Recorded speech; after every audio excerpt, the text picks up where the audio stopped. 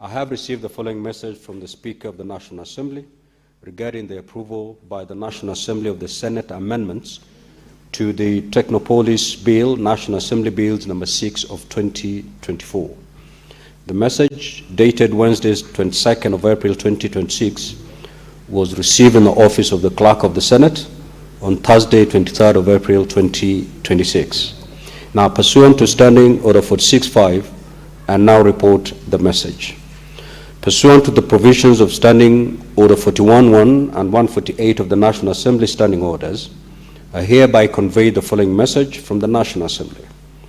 Whereas on Tuesday, 19th of November 2024, the National Assembly considered and passed the Technopolis Bill, National Assembly Bill number 6 of 2024, with amendments, and thereafter referred the bill to the Senate for consideration in accordance with Article 110(4) of the Constitution.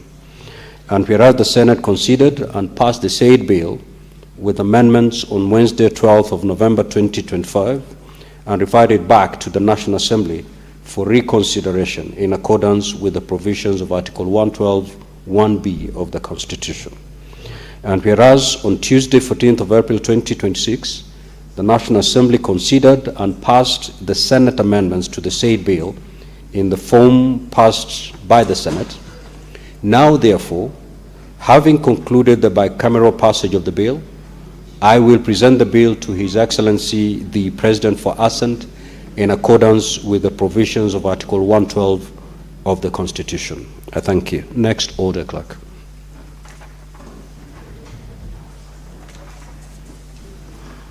Order number 4, petitions.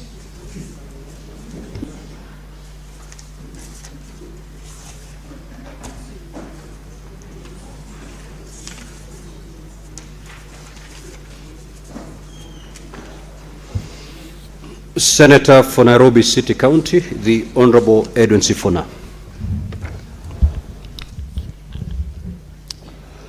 Honorable Speaker, this is a petition by Mr. Peter Kamau Gitau seeking parliamentary intervention regarding the recruitment of Kenyan nationals into the Russian army and the detention of Kenyans in Ukrainian prisons. Mr. Speaker, I take this opportunity to present this petition on behalf of the families of Kenyan nationals who are unlawfully recruited and sent to serve in the armed forces of the Russian Federation, as well as those currently detained in prisons within Ukraine. We, the undersigned citizens of the Republic of Kenya, on behalf of other families of Kenyan nationals who are unlawfully recruited and sent to serve in the armed forces of the Russian Federation and others currently detained in prisons within Ukraine, hereby submit this urgent petition for consideration by the Senate. And we wish to draw the attention of the Senate to the following. Number 1, that whereas the war between the Russian Federation and Ukraine has been ongoing since February of 2022, in the past few years, some Kenyans have found themselves recruited by local agents purporting to place them in jobs in Russia, only for them to arrive there and be moved to serve in the Russian military. The total number is estimated to be upwards of 3,000 individuals, but no proper follow-up has taken place to trace all of them. That our relatives were recruited within the Republic of Kenya by unscrupulous agents under false pretenses, that upon arrival in Russian Federation, many were coerced, deceived, or compelled into military service, that some Kenyan nationals have been killed, injured, captured, detained, or gone missing, that families have not received any official communication on the status of their relatives from relevant state agencies, including the Ministry of Interior and Coordination of National Government, the Ministry of Labor, and the Ministry of Foreign and Diaspora Affairs, despite making numerous visits to these government agencies. That the recruitment appears to closely resemble human trafficking and unlawful foreign military enlistment. 2, that whereas we, the undersigned, on behalf of other families of Kenyan citizens illegally recruited to serve in the Russian military, have pursued all possible means, including but not limited to petitioning and lobbying state agencies responsible to help find and repatriate our relatives, dead or alive, back to Kenya, we have been unable to make any progress, leaving many families despondent and heartbroken, with no knowledge on the fate of their relatives who were sent to Russia. 3, that none of these issues raised in this petition is pending in any court of law, constitutional, or any other legal body.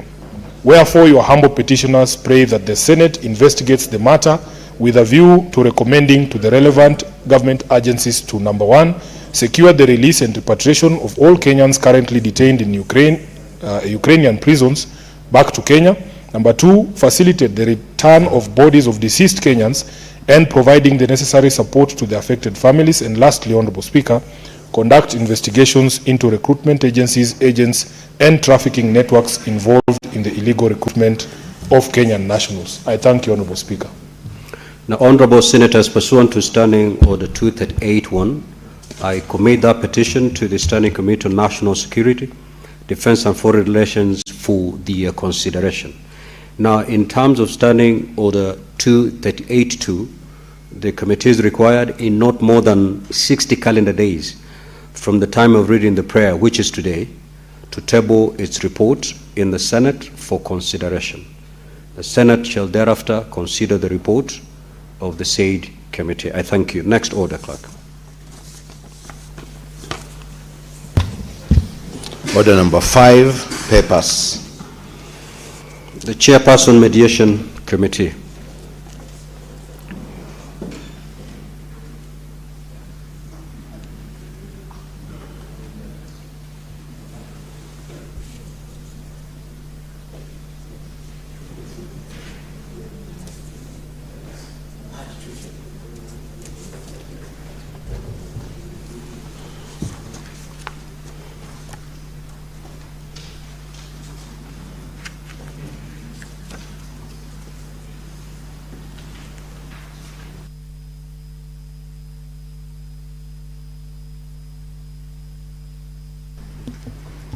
Thank you, Honorable Speaker. Mr. Speaker, I beg to lay the following papers on the table of the Senate today, Tuesday, 28 April 2026. This is a report of Mediation Committee on the Food. Oh my God, this is a different one. This is a different one. Fine. Let me, 1 minute.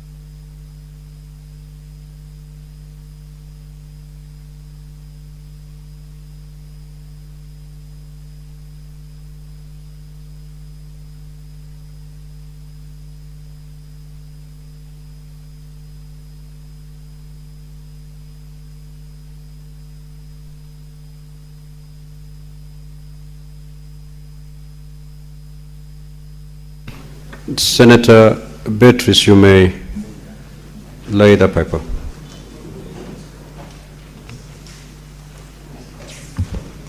Mr. Speaker, sir, I beg to lay the following paper on the table of the Senate today, Tuesday, the 28th April 2026. A report of the Mediation Committee on the Food and Feed Safety Control Coordination Bill, National Assembly Bills number 21 of 2023.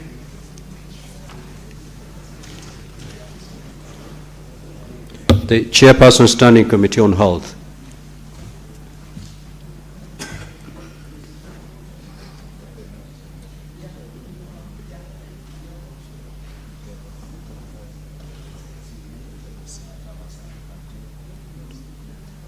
Minority Leader, you may proceed to table. The chair is not present, so you may table on his stead.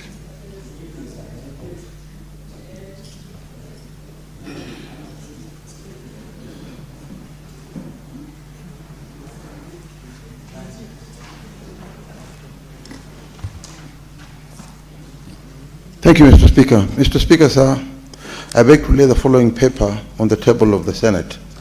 Today, Tuesday, the 28th of April, 2026. This is a report on the Standing Committee of Health on its consideration of the Autism Management Bill, Senate Bill number 19 of 2025. I thank you, Mr. Speaker. Next order. Order number 6, notices of motion. The Vice Chair, Mediation Committee, Senator Beatrice.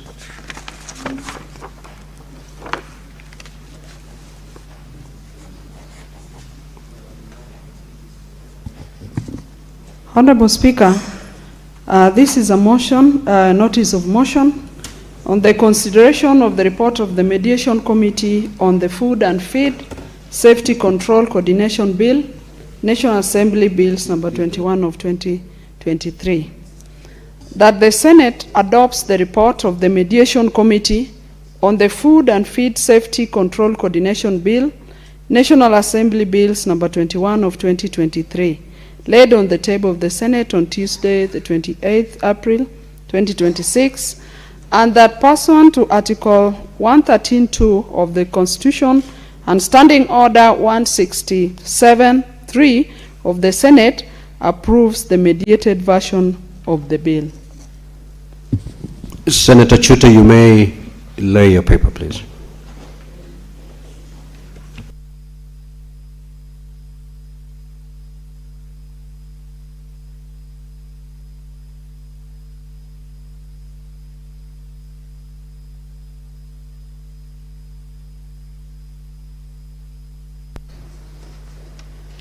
Thank you once again, Honorable Speaker.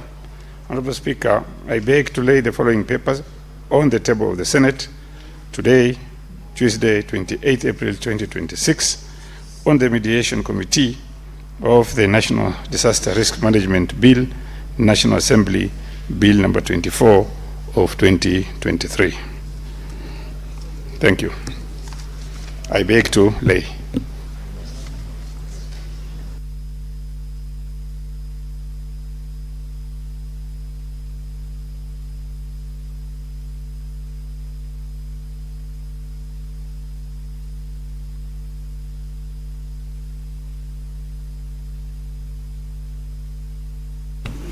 Next order, clerk.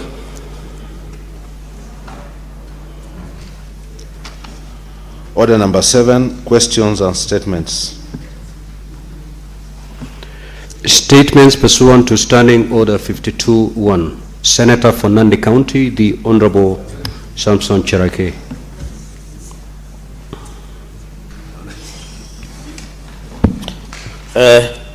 Thank you, Mr. Speaker.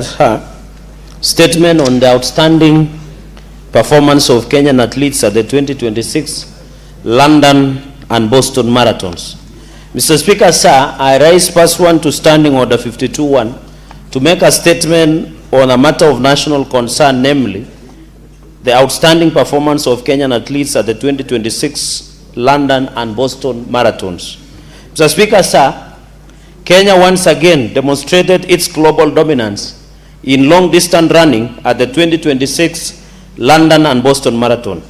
At the London Marathon, Sebastian Sawe shattered the previous marathon world record set by the late Kelvin Kiptum by an outstanding 65 seconds. He established a new record of 1 hour, 59 minutes and 30 seconds, becoming the first human in history to run a sub-2-hour marathon in a competitive race. For a long time, this achievement was thought to be impossible. Mr. Speaker, Sebastian Sawe, who comes from the same place as I do, is a remarkable athlete whose journey started out as a pacemaker. He steadily honed his craft, and when he finally made his debut at the 2024 Valencia Marathon, he delivered an outstanding performance, emerging victorious and marking the second fastest debut in the history at that time. He later ran in 2025 London and Berlin marathons and clinched victories in both. His recent win at the London Marathon puts his tally at 4 victories from 4 marathons he has contested in. This achievement is a true testament to his extraordinary zeal, discipline, and talent. Mr. Speaker, sir, at the same race, Amos Kipruto came in 4th after clocking 2 hours, 1 minute, and 39 seconds. In the women's category, Olympic medalist Ellen Obiri secured 2nd place, finishing the marathon with a time of 2 hours, 15 minutes, and 53 seconds. In the London Marathon champion, Joycelyn Chepkosgei secured a 3rd place in the race, clocking 2 hours, 15 minutes, and 55 seconds. Concluding the top 5 was Catherine Renael Amanangole, who finished the race with a time of 2 hours, 21 minutes, and 20 seconds.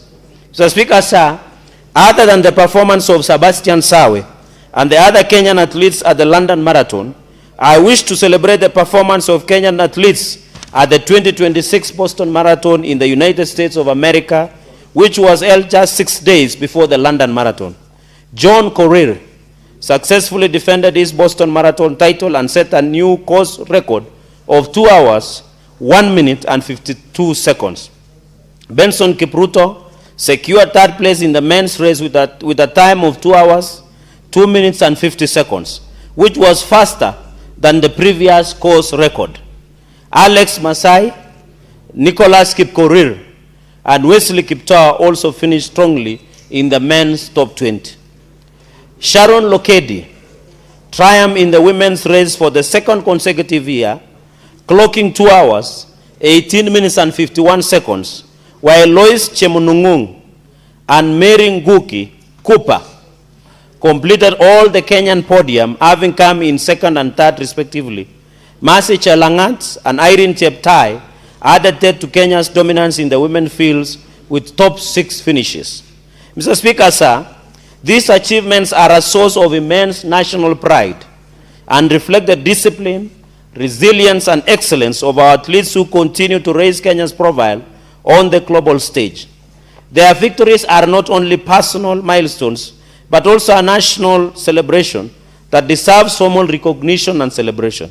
It is imperative that all the records set by our athletes are formally ratified by the World Athletics to ensure their rightful place in international athletics history. Ratification will preserve Kenya's legacy and accord our champions the recognition they deserve. Mr. Speaker, sir, Kenyan athletes are not only sports icons, but also cultural ambassadors who inspire millions across the globe. Their achievements bring honor to our flag and unite us in celebration.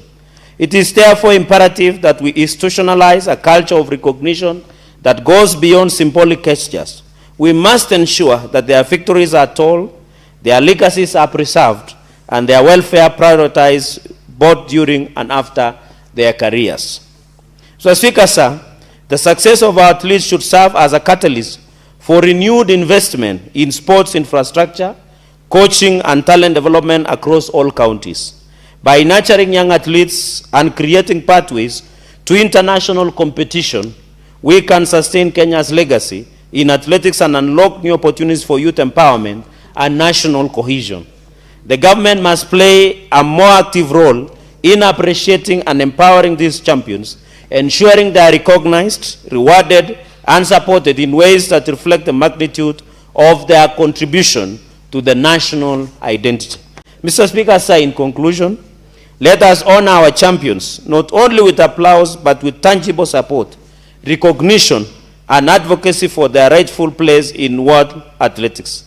Their achievements at the 2026 London and Boston Marathons are a reflections of Kenya's excellence, and they deserve to be celebrated as the heroes of our time and posterity. I thank you, Mr. Speaker, sir. Senator from Marsabit County, the Honorable Mohammed Chute.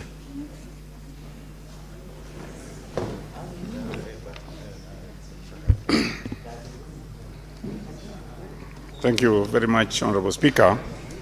Honorable Speaker, I have a statement on the humanitarian situation on internally displaced persons in Marsabit County and the refugee population in Dilo and Magado in Ethiopia. Mr. Speaker, sir, I rise pursuant to Standing Order 52.1 to make a statement on a matter of national importance, namely the continued humanitarian and administrative challenges facing internally displaced person in Marsabit County and the refugee household currently hosted in Dilo and Magado borders area. Mr. Speaker, sir, this matter arises from information previously presented before this House by the Cabinet Secretary for Interior and National Administration and the Prime Cabinet Secretary during the engagement with the Senate on displacement of the refugee and management of the refugees in northern Kenya. It is further informed by my recent visit to Kenya-Ethiopia border areas, including Dilo and Magado, where I engaged directly with displaced families and refugee households, local administrators, and community leaders. The realities observed, Honorable Speaker, on the ground demonstrate that displacement in Marsabit County remains unsolved and requires urgent executive attention. Mr. Speaker, the Cabinet Secretary confirmed before this House that insecurity between 2017 and 2022 resulted in the displacement of 528 households and the destruction of 135 houses. Despite the passage of several years, many affected households remain without permanent settlement, adequate housing, or restoration of livelihoods.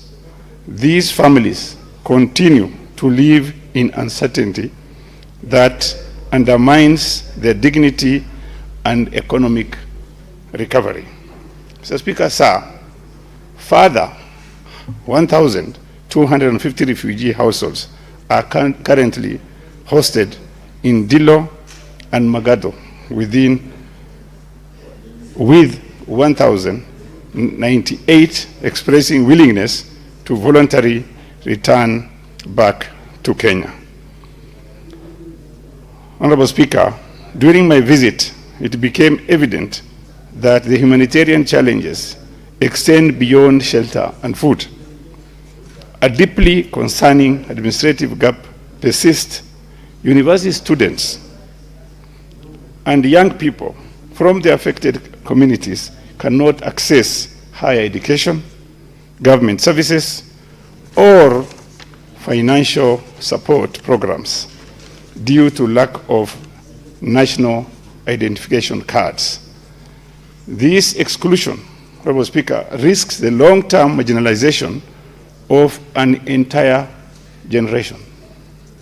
Mr. Speaker, sir, our Constitution, the Constitution of the Republic of Kenya, guarantees the inherent dignity of every person under Article 28 and affirms right to housing, education, healthcare, and social protection under Article 43. Parliament further enacted the Prevention, Protection, and Assistance to Internally Displaced Persons and Affected Communities Act, which obligates the national government to prevent displacement, protect affected persons, and provide durable solutions, including resettlement, compensation, and reintegration. The continued vulnerability of the displaced households in Marsabit, therefore, represent not only humanitarian concerns, but also a failure to operationalize an existing legal framework. Kenya has previously demonstrated that displacement crisis can be addressed decisively following the 2007-2008 post-election violence.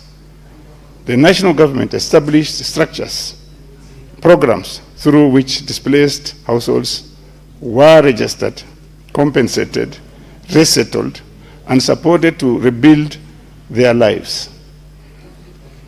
Initiatives such as Operation Rudi Nyumbani affirm the principle that displacement demands recognition, compensation, and restoration of their dignity. The situation now facing IDPs in Marsabit, Majengo area of Marsabit County, raises a profound question of equity if the state was able to compensate citizens. Order, Senator for Nandi, Senator for Garisha, and Senator for Isiolo. May the member for Marsabit be heard in silence, please. Thank you. If the state was able to compensate citizens displaced by political violence, there is no constitutional, legal, or moral justification for excluding citizens displaced by insecurity and conflict in Marsabit County, which is northern Kenya. The Speaker, sir, equally, Kenya continues to benefit from international protection extended to Kenyan refugees abroad. Our standing as a responsible member of the international community requires that we uphold the same humanitarian standards towards refugees hosted within our borders. The burden presently carried by the host communities in Dilo and Magado, particularly in relations to water, health, education, environmental sustainability, and security, cannot remain indefinitely localized when the matter is national in character. The continued delay in addressing these concerns risk entrenching perceptions of unequal citizenship and unequal access to state protection.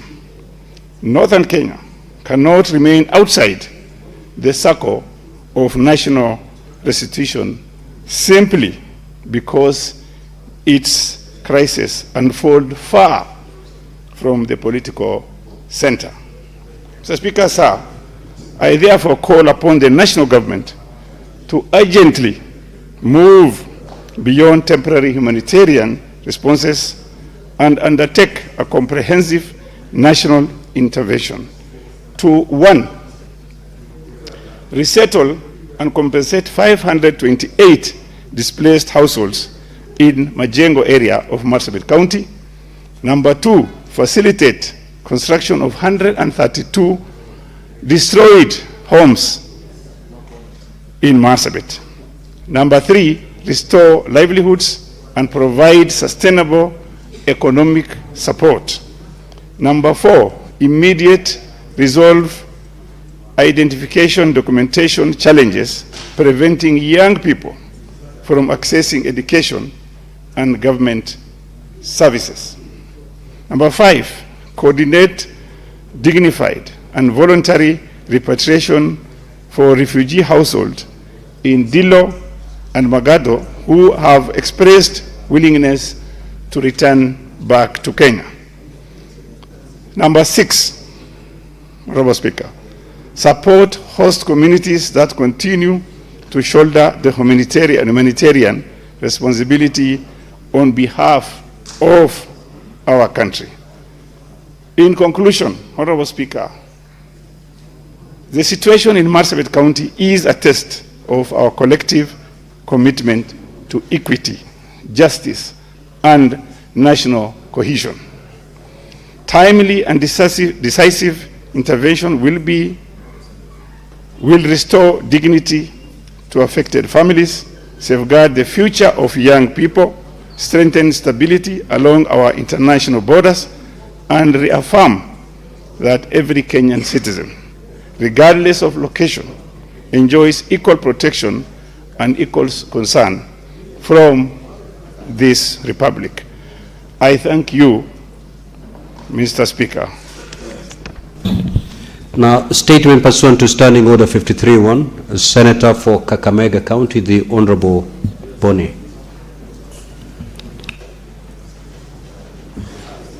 Mr. Honorable Speaker, I thank you. Mr. Speaker, I rise pursuant to Standing Order number 53-1 to seek a statement from the Standing Committee on Finance and Budget on a matter of countrywide concern regarding serious mismanagement of the payroll and budgetary challenges affecting employees and delivery of essential public services in the county of Kakamega. Mr. Speaker, sir, employees of Kakamega County have been unable to access healthcare services despite deductions from their salaries, owing to irregular remittance of statutory contributions to the Social Health Authority, SHA, and to the MTIBA medical insurance scheme. This, Mr. Speaker, has exposed our employees and their dependents to financial hardships and denial of essential care that is currently undermining their welfare and eroding the trust in public financial management.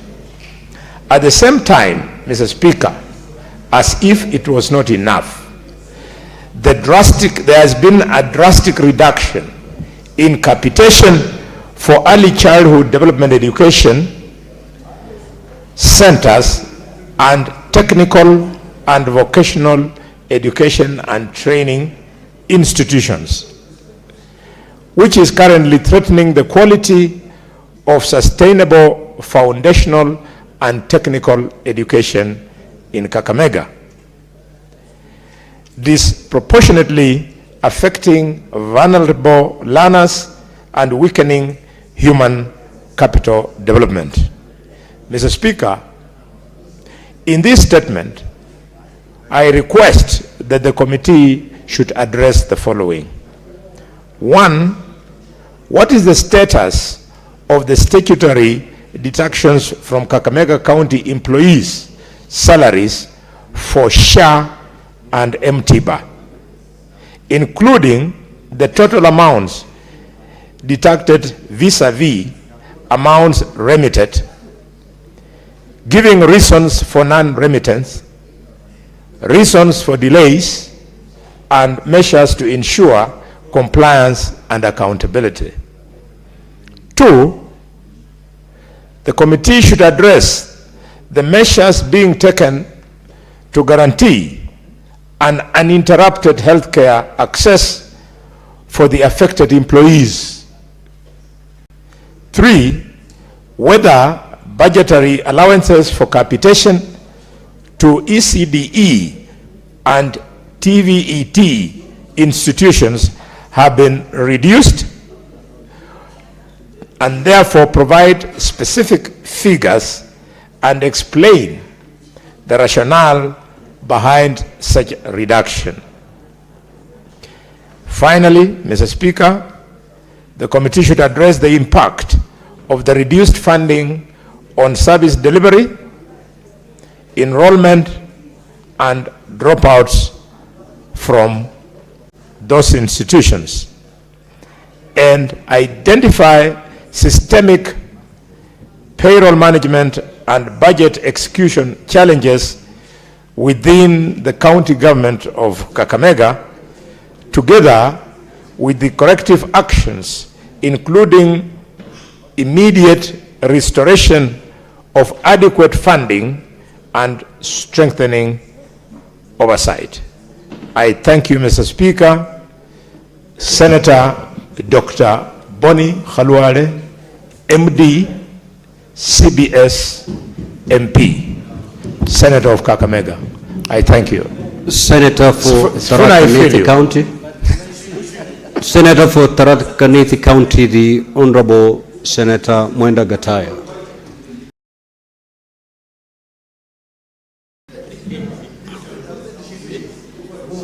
Thank you, Honorable Speaker. Honorable Speaker,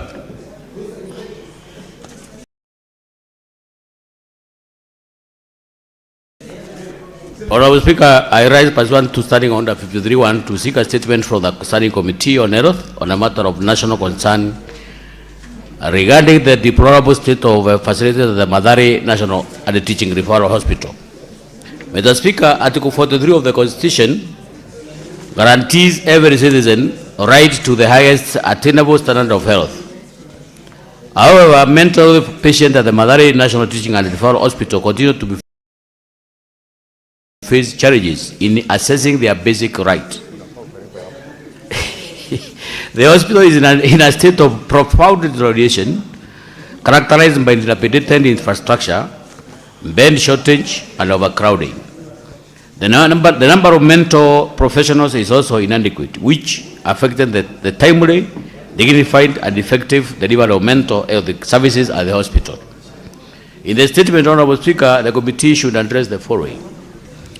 The budgetary allocation for the Mathare National and Teaching Referral Hospital in the 2025-2026 financial year, broken down into funds allocated for infrastructure, development, staffing needs, medication, and patient welfare. Number two, Honorable Speaker, the committee should also look at the immediate measures to address overcrowding and bed shortages and present plans for renovating or replacing dilapidated and non-functional facilities. Number three, Honorable Speaker, the committee should also look at the current number of psychiatrists at the hospital and the patients to specialized ratio, specifying interventions being implemented to progressively improve staffing levels and service delivery. Number four, Honorable Speaker, the committee should also look at the total number of critically discharged patients still admitted due to family abandonment and the mechanisms in place for their reintegration into the community. The last one, Honorable Speaker, the committee should also look at whether there are plans to establish functional psychiatry units in all public hospitals across the countries to reduce reliance on the Mathare National Teaching and Referral Hospital. Thank you, Honorable Speaker. This is Senator Mwenda Kataya Mofaya, CBS Member of Parliament, Senator for Tharaka-Nithi County. Thank you. Senator Miraj Abdullahi.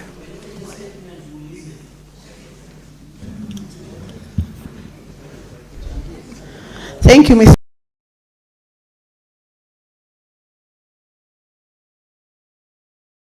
Speaker, sir. I rise pursuant to Standing Order 53-1 to seek a statement from the Standing Committee on Agriculture, Livestock and Fisheries on a matter of county-wide concern regarding the implementation of agriculture and blue economy programs in Mombasa County. In the statement, the committee should address the following. 1. The budgetary allocations made by the county government of Mombasa towards agriculture and blue economy programs from 2022 to date. 2. The number of beneficiaries of these programs disaggregated by sub-county and the criteria used in selecting beneficiaries, and outline the types and quantities of agricultural input distributed to them, including seeds, fertilizers, livestock, and other form of farm support. 3. The specific blue economy initiatives undertaken in support of fish folk, aquaculture projects, fish processing, and value addition. 4. The measurable outcomes, including increase in agricultural productivity, fisheries output, and job creation, particularly for the youth and coastal communities. 5. Challenges encountered in implementing these programs and the measures taken to address them and enhance program effectiveness. Thank you. Senator for Nyandarua County, the Honorable John Methu. That statement is dropped. Now, honorable senators, before I allow comments on those statements, allow me to communicate the following.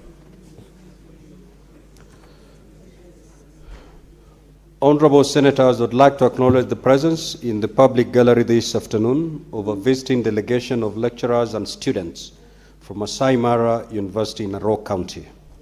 The delegation comprises 4 lecturers and 154 students who are visiting the Senate for an academic exposition. On behalf of the Senate and on my own behalf, I extend a warm welcome to the delegation and wish them a fruitful visit. I will call upon the majority leader and 1 minute to extend a word of welcome.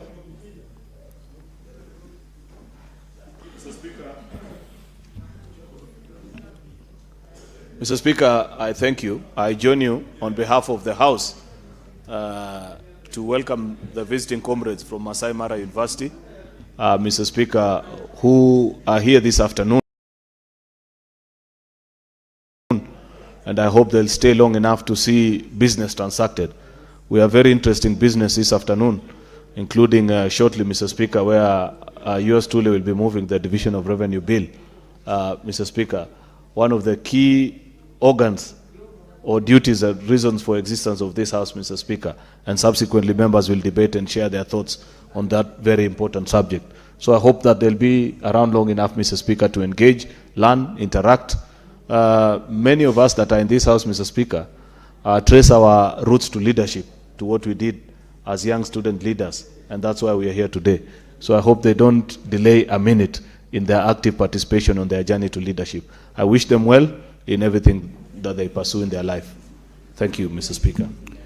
Thank you. Again, Honorable Senators, before I allow comments, there is a bill that is time-bound and is contained in Order number 16. And therefore, pursuant to Standing Order 45-2, allow me to rearrange today's order paper. We will handle Order number 16 and thereafter resume the normal flow of today's order paper. Clerk.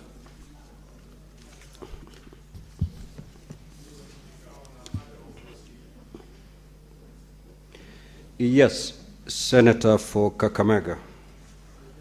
Mr. Speaker, we feel that the office of the Sergeant of Arms might be embarrassing us in the public eye. Mr. Speaker, these proceedings from the time we came in are live. And yet students from another school have been here. You did not acknowledge them. You have acknowledged university students, which is okay. But what message are we sending to the children, especially with those schools, that you fail to recognize, Mr. Speaker? Mr. Speaker, we have to put our house in order so that our visitors must feel treated equally. Clerk, take note of that. Yes, Senator for Nairobi City County.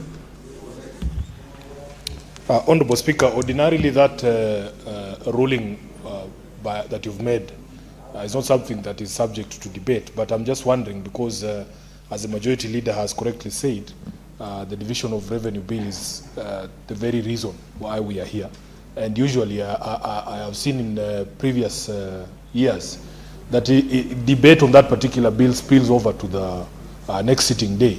So I don't know how we'll be able to do that with the comment section and the statements that have been requested, because I am sure majority leader knows that this is something that many senators would want to engage in. Number two, Honorable Chair, there is a reason why that business had been stepped down just a few weeks ago. And I feel that just for the benefit of the House, Honorable Majority Leader, you should have given at least a brief on how we have come to reinstate this business on the floor, but not when you're moving. I think it is not fair, Majority Leader. Chair, protect me from the Majority Leader. I'm making a very brief point. Can you make your point, Chair? Even when business is sponsored by the Majority Leader, he should not take it as his personal business. It's the business of this House. And because we made these decisions in a collegiate manner, don't ambush us. You can tell us that there was a meeting with the elders of the Kalenjin community or the Bukusu community, and that certain progress has been made. But don't just assume that because you are our leader, you just throw business around, because it was a decision of the House. Thank you, Chair. Senator for Nairobi City County, you missed two very crucial meetings, and I accepted your apologies for missing those two meetings.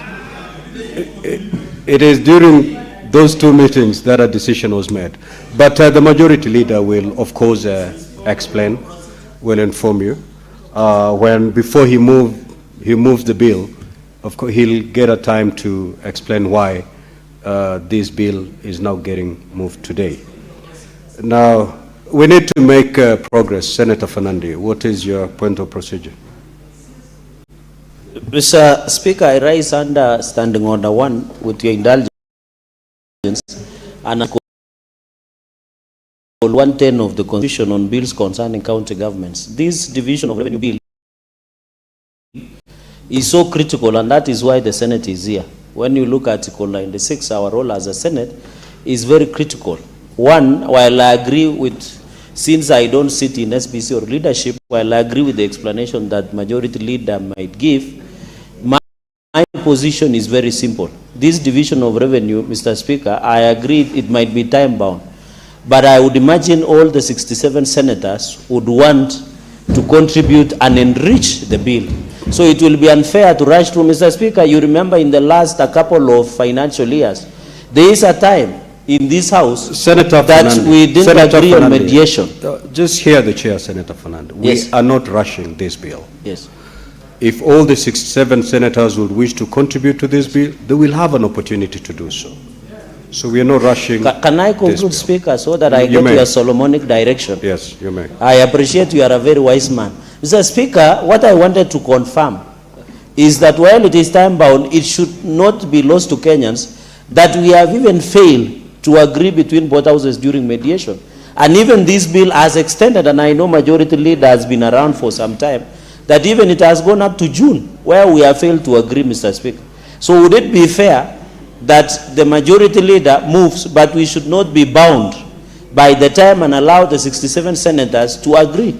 And finally, Speaker, as he explains on what transpired, is he must tell the country, because as a Senate we had said we would not debate or pass division of revenue until and unless the Council of Governors appear before the Senate to talk and respond to the questions of the audit. If that one will not happen on record, then we don't have any business sitting and this, and we will move that the Majority Leader steps down the bill again, and we will resist and reject.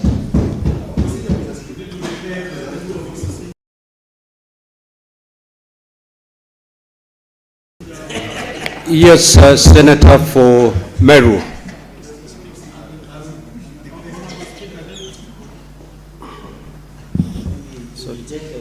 I think I was very fast more than the person giving me the mic, Honorable Speaker. I'm sorry.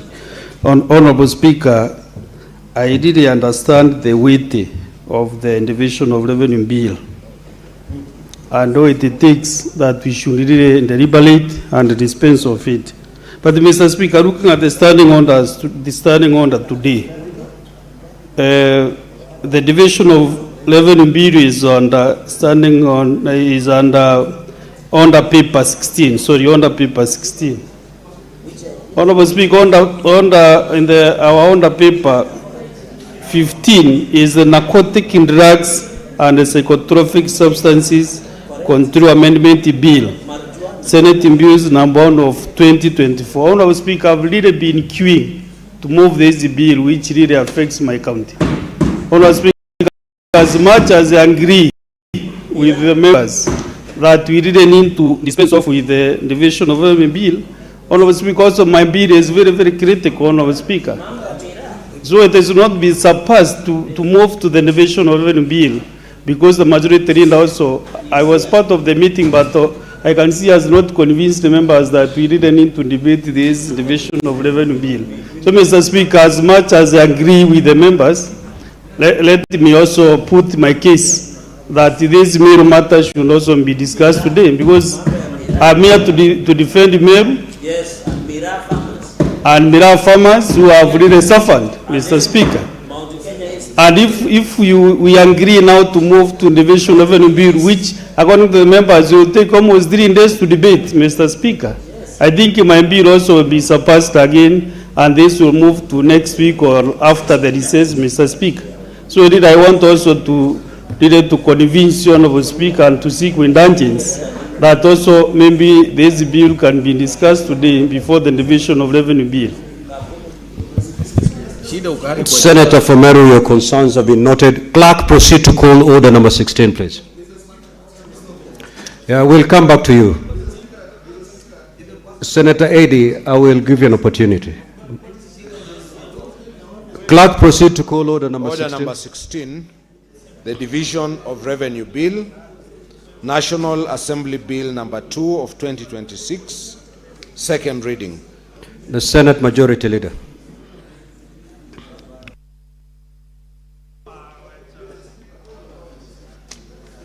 Mr. Speaker, I rise to move that the Division of Revenue Bill, Senate Bill number...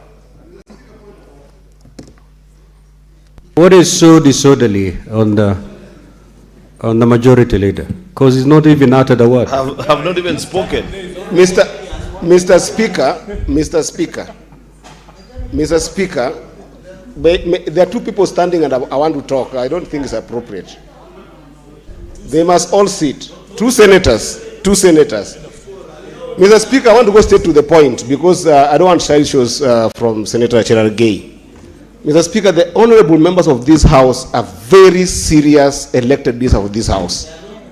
These leaders made a determination based on a very dangerous reputational risk to this House on this bill that Senator Cheriot has gotten up to move. We made a decision as a House that not up until that issue is addressed in a collegiate way should this bill be introduced. Mr. Speaker, this bill is not about Senator Cheriot. It's not about Senator Sifuna. This bill is about the reputation of this House. At the very least, if there was even a small respect to this House by that committee or leadership that met, we should have been called as a House before even that matter is put in the business of the House for Kamukunji. You can't ambush us here and bring a bill, then the majority leader is going to explain to us a decision that has been taken that we are not behind, and then move the same bill, Mr. Speaker. What are we taking this House for, Mr. Speaker? I beg, Mr. Speaker, that this bill must be stepped aside.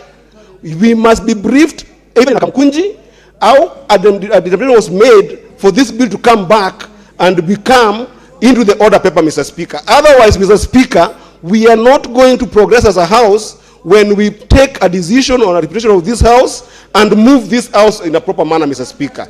I want to beg, Mr. Speaker, that you cannot explain to us while moving the bill. We cannot take it. That's disrespect to me.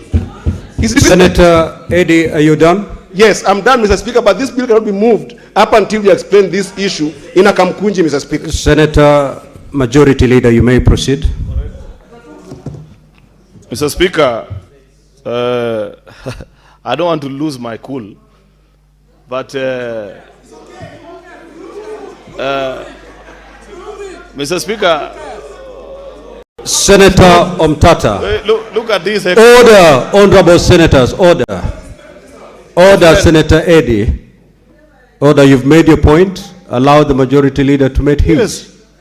Mr. Speaker, when we rose on Thursday last week, or was it on Tuesday, we promised the House that as a leadership, we are going to consult.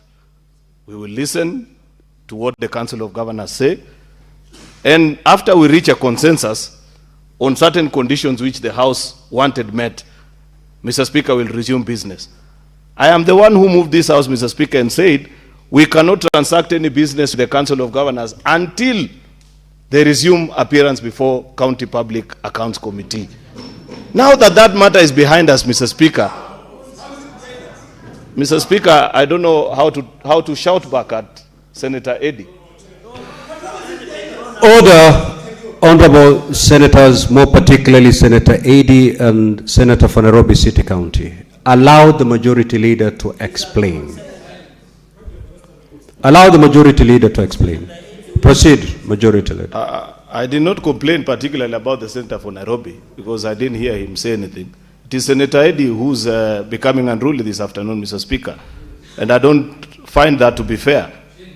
Because, Mr. Speaker, in this House, we respect each other as colleagues. When he rose to speak, I listened to him. I may not necessarily agree with what he was saying, but I calmly sat back in my chair, listened to him. I believe it's only fair, Mr. Speaker, that when a colleague is speaking, particularly on important matters such as this, we accord them the opportunity to be heard without shouting back at them. particularly when we have young leaders such as this before us, Senator Eddy. Therefore, Mr. Speaker, the point I was explaining is that when this House made that decision, since this matter began between us and the Council of Governors, there are certain conditions that as a House, as a leadership, we were extremely clear about. For me, because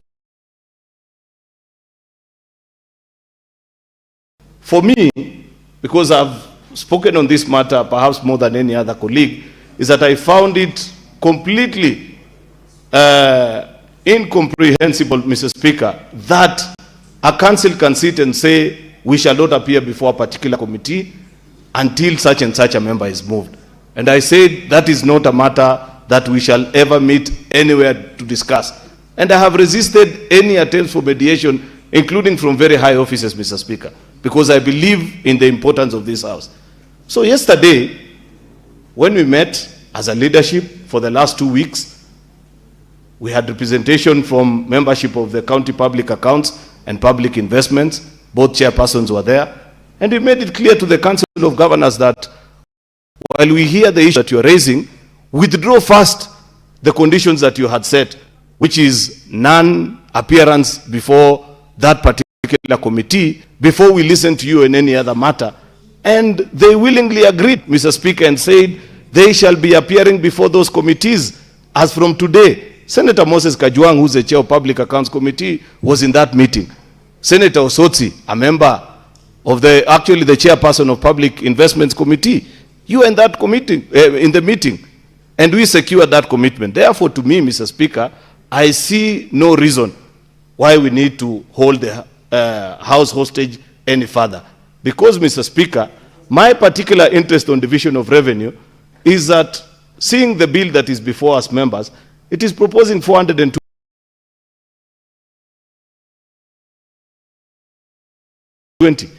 Yet we know that many of us believe, including our budget committee,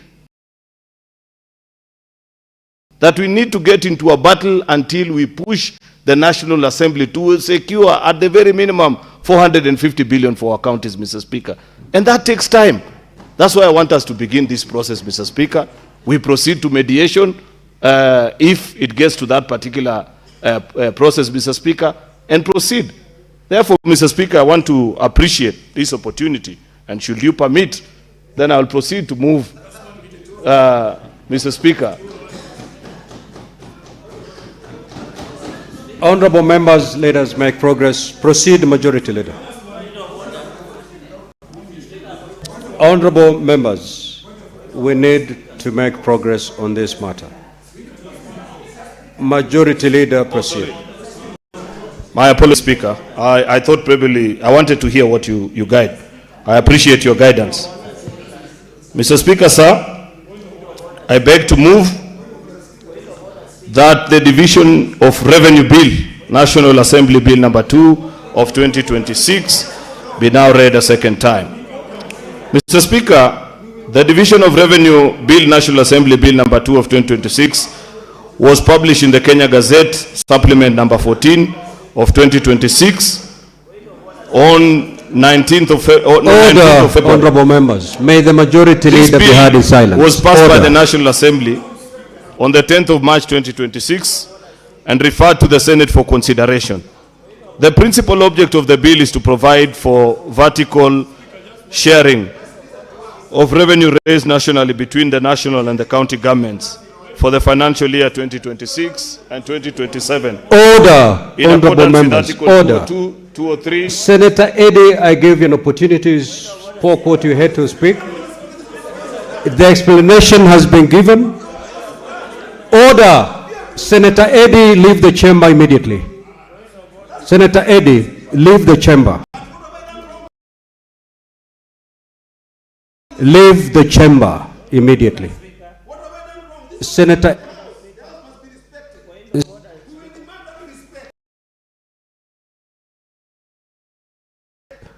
Eddy, leave the chamber.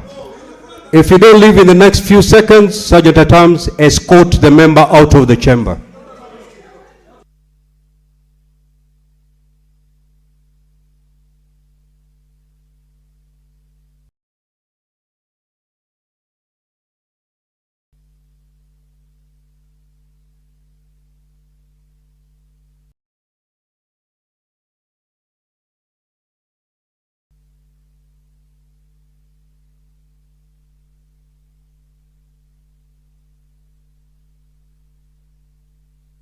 Sergeant at Arms, kindly.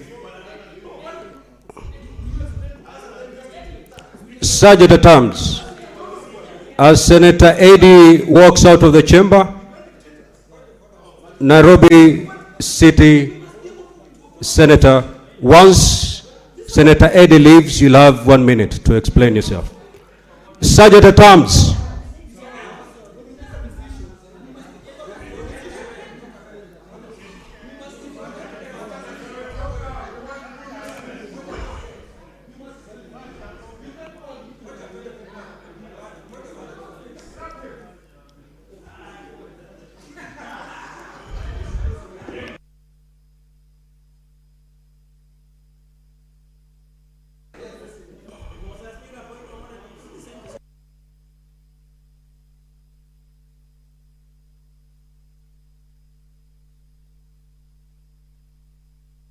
Senator Mazayo, kindly take your seat. Senator Mazayo. Senator Mazayo, take your seat.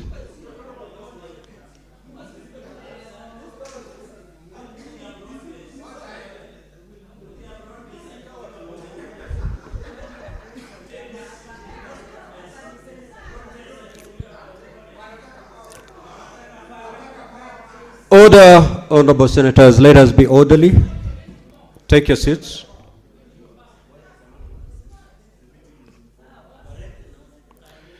Yes, Senator for Nairobi City County.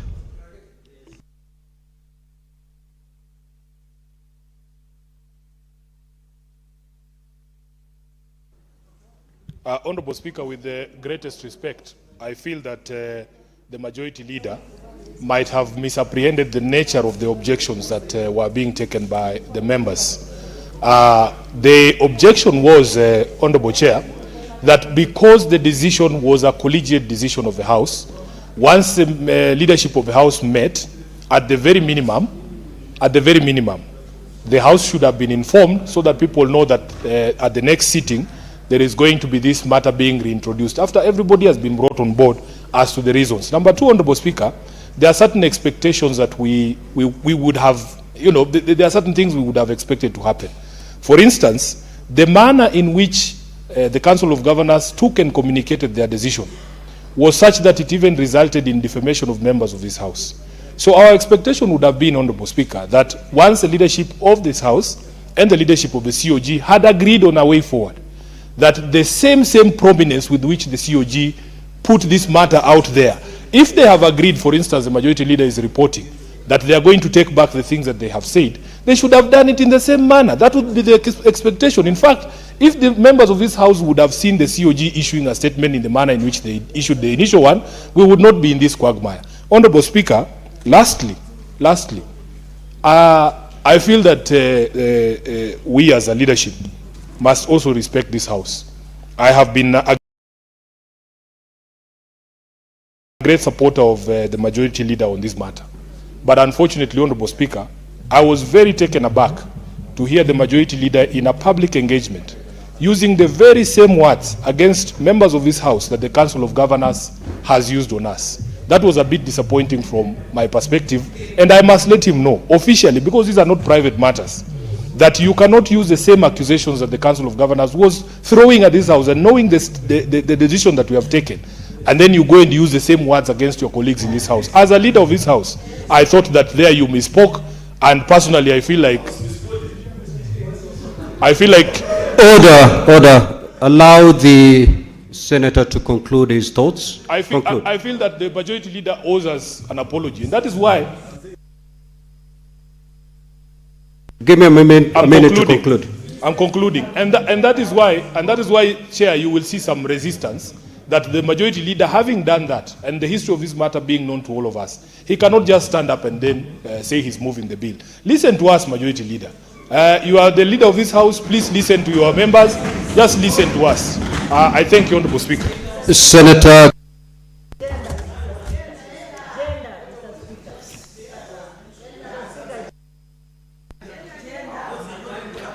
Order. After that, we'll hear two ladies. Lady senators.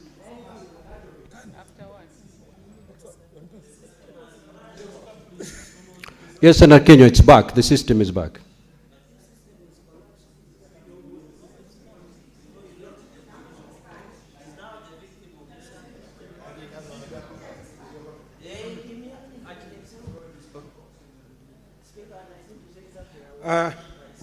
Asante Bwana Spika kunipa fursa hii.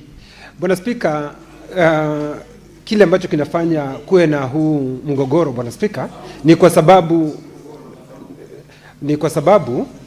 Bwana Spika, wakati tuliketi hapa kama Seneti tulikubaliana, lakini baada ya kiongozi walio wengi kuja hapa Bwana Spika, anasema ya kwamba wamekubaliana na magavana, lakini sisi hatukuhusishwa Bwana Spika. Kwa hivyo shida kubwa ni sisi hatukuhusishwa. Angelituambia kwa sababu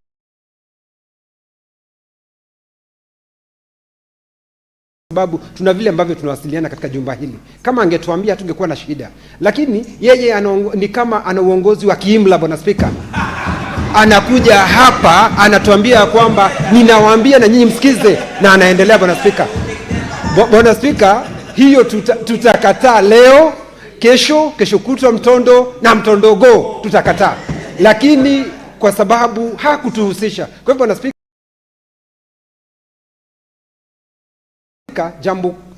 jambo geni ambalo alifanya, jambo baya ambalo alifanya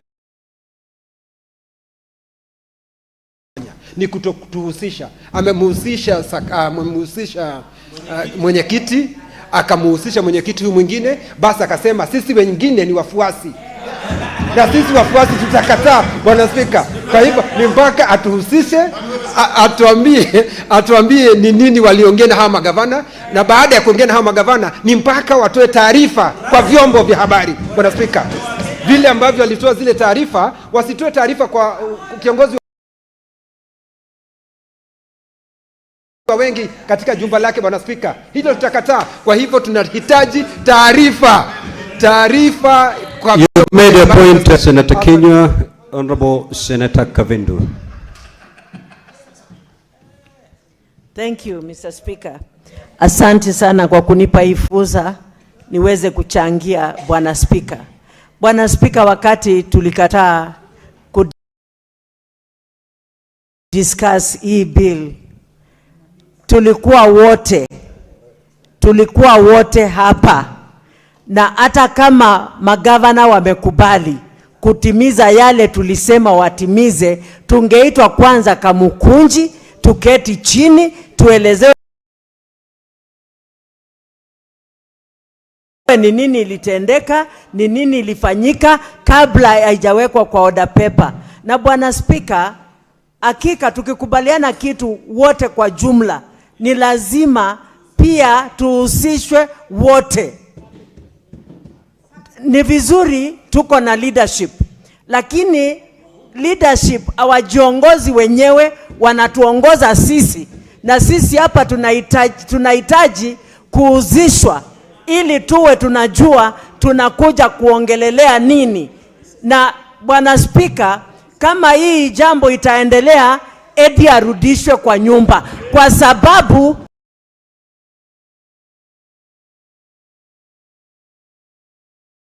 Eddie hafai kutolewa kwa nyumba kwa sababu ya kutetea hii. Na Bwana Speaker, tunasema kabla hii haijaendelea na haijasomwa hapa na majority leader, ni lazima tuite Kamukunji, hata kama ni saa hii, tuongelelee wote ndio iweze kuletwa tena kwa order paper.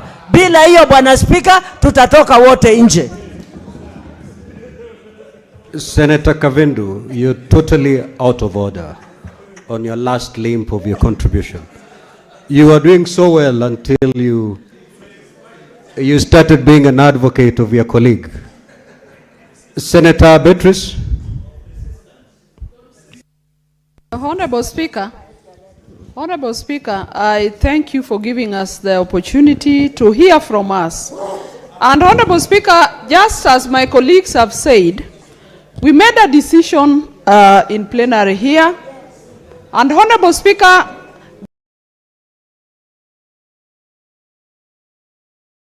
the leaders are not leading themselves, they lead members of the Senate. Honorable Speaker, one issue I take with the Council of Governors is the manner in which they made their information. Honorable Speaker, they had a press conference. They spelled out names of colleagues from this House. They declared that they were not coming to the committee. And Honorable Speaker, it gave a picture that them or us as a Senate have a choice on when to go to a committee or whether to go to a committee or not. And Honorable Speaker, you know, we do not have that choice. It is upon that, Honorable Speaker, that I put my prayers to you that a communication be made to the members first before we move to the next step. Honorable Speaker, a number of our colleagues were also, especially the head of my delegation, Senator Moses Kajwang. I remember his name being splashed by this same COG. I would prefer that they address a presser and they rescind those decisions they had made publicly, and Honorable Speaker, they declare to the nation that now they are coming back to attend to committee sitting. Honorable Speaker, that is my prayer to you. Senator Robo.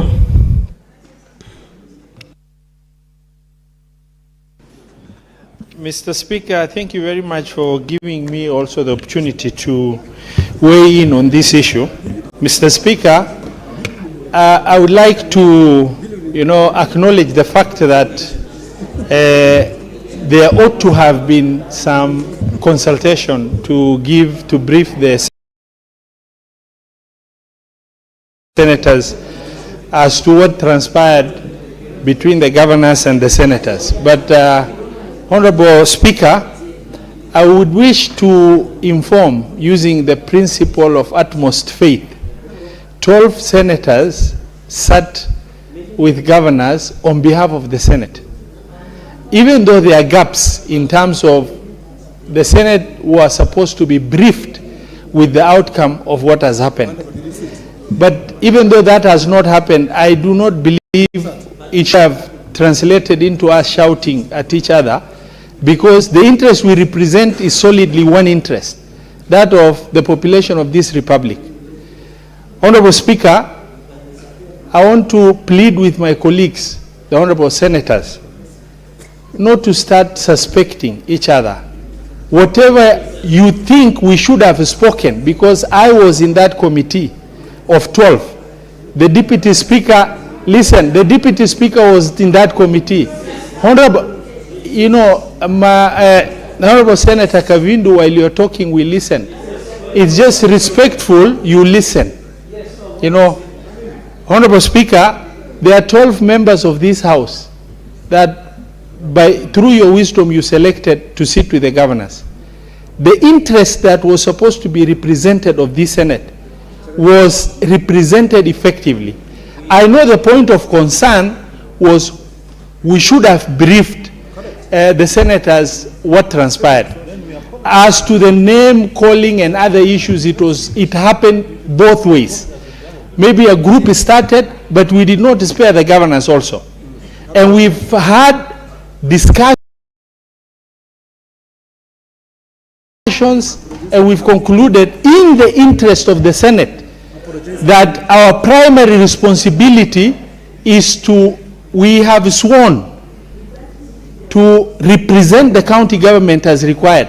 And that is the mandate we are seeking to execute, Mr. Speaker. Mr. Speaker, I would wish on behalf of the 12 members of this Senate that sat with the governors, I would wish to really apologize for not having briefed the House as to the outcome of what has happened, and plead with the Senate to understand in good faith that we've represented you very well, and whatever you are to speak, and honorable colleagues, in the presence of members like Kajwang, Osoti, you know, your interest has been seriously represented. You know, in terms of articulation of the issues of concern. Sijaribu. Order, honorable senators, order. Mr. Speaker. Senator Kavindu, kindly.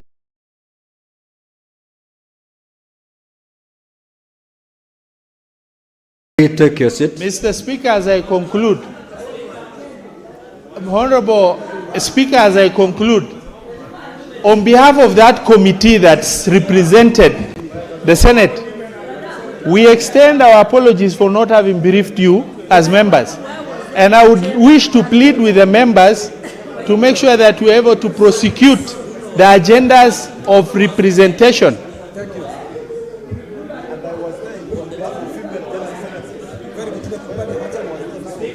Honorable Speaker, the House is not conducting itself with decorum, Mr. Speaker.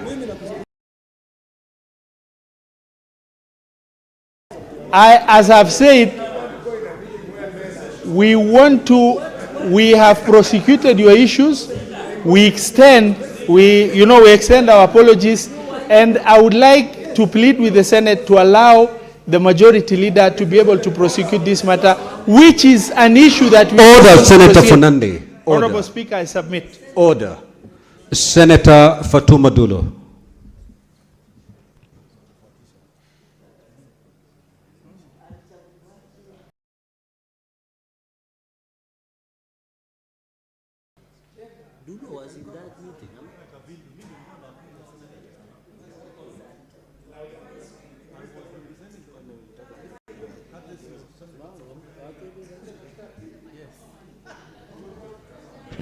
Thank you, Mr. Speaker. Mr. Speaker, let me confirm to the House I'm not part of the 12 that sat down with the governors. Number one, Mr. Speaker, I sit in House Business Committee, and these matters severally were discussed at that level. And I know even if there were underlying issues, Mr. Speaker, I am really grateful to you and the House leadership, the position you have taken for the unity of this House and dignity of this House. Mr. Speaker, in the interest of the matter before us, and I know it's an oversight also on the part of the leadership to have briefed the House, we need votes. We need to pass this agenda for the purpose of the unity of this particular agenda and the unity of the House. Can we break for 5 minutes so that we can clear the air? I thank you. Without camera. Mr. Speaker, you can allow, please. Senator Fomeru.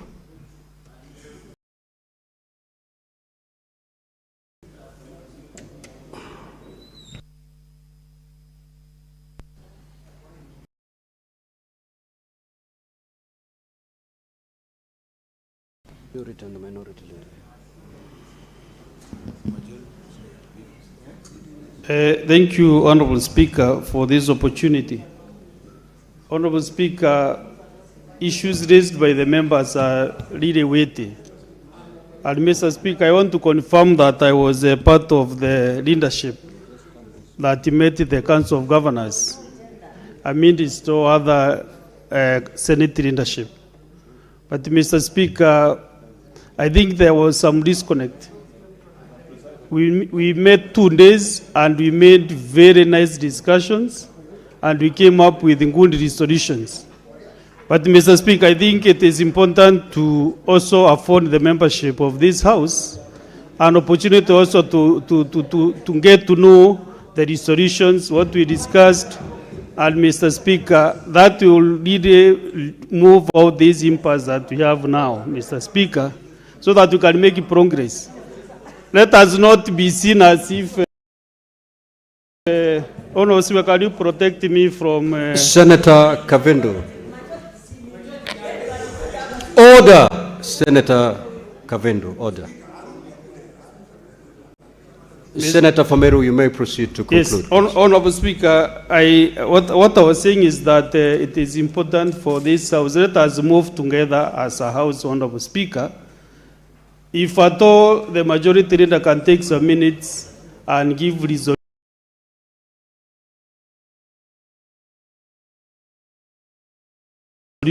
of whatever we discussed yesterday, I think it will be accorded time to give these solutions for 10, 15 minutes.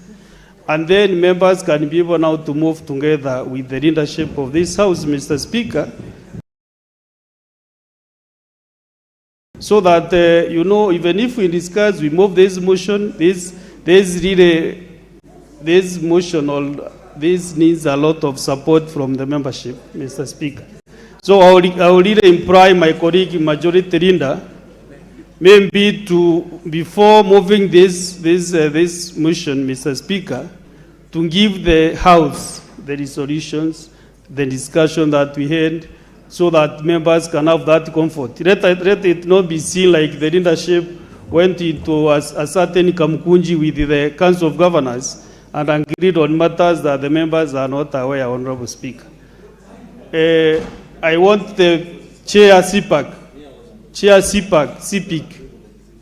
agree with the members also, so that also your committee can get support at the committees, and also when your issues are brought in this forum, Mr. Speaker.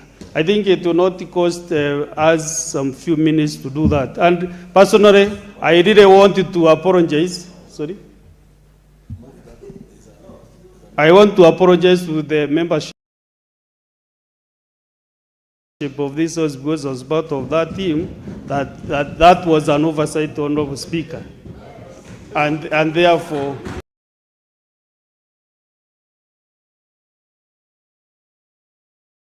and no, it's your work, and therefore, let us really move together on this matter, Mr. Speaker. Yeah? From where I come from, tunasema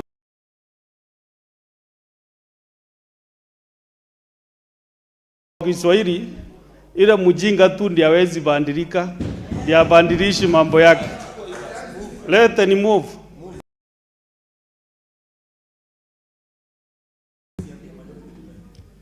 Senator.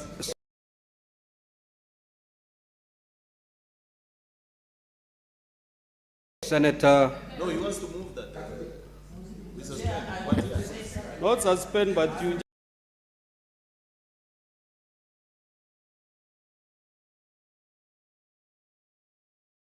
just give resolutions and then we move on.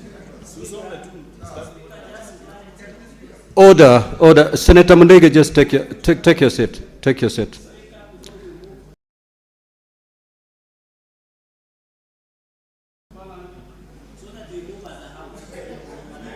We can only move as a House, Senator Fernandi. How else do we move?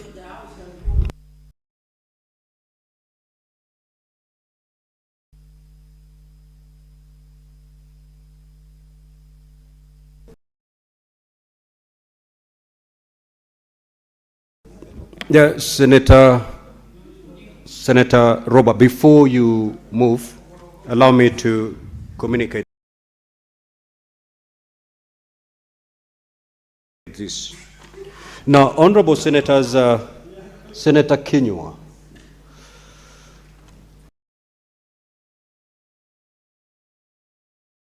understanding Order 122, a senator commits an act of gross disorderly conduct if the senator A defies the ruling or direction of the Speaker or chairperson of a committee. Understanding Order 122.2, the Speaker shall call a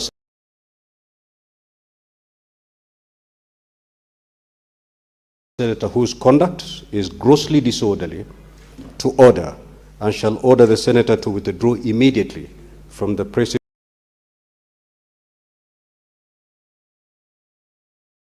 or parliament. And on the first occasion, for a maximum of 3 sitting days, including the sitting day of suspension. Now, honorable senators, Senator Eddie Okech having persistently defied the direction of the Speaker, and the Speaker having had to order the Sergeant at Arms to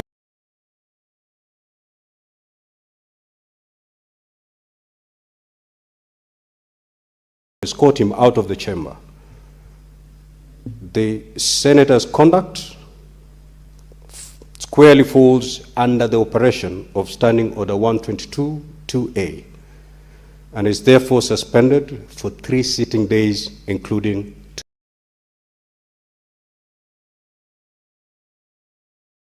today. Senator Ruba, you may proceed.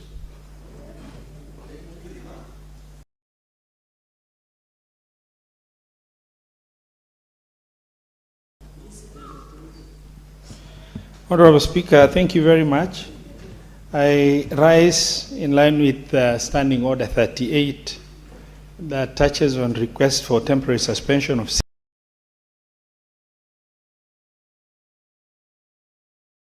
sitting for 10 minutes for the reasons that preceded this discussion, to allow a bit of consultation. Honorable Speaker, I submit. Yes. And I request Senator Edwin Sifuna to second.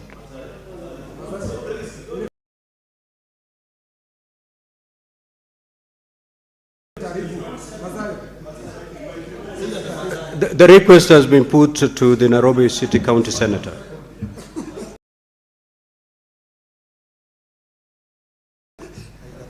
Speaker, it would have been better for the leader of minority to do it, but I second. Thank you.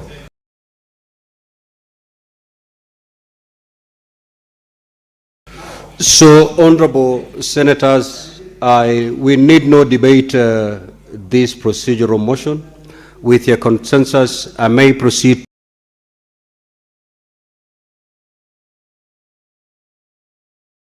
to put the question. Honorable senators, with your, should I proceed to put the question and not allow debate on it?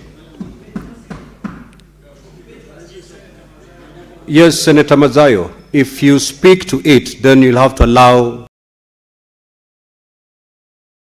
your colleagues also to speak to it.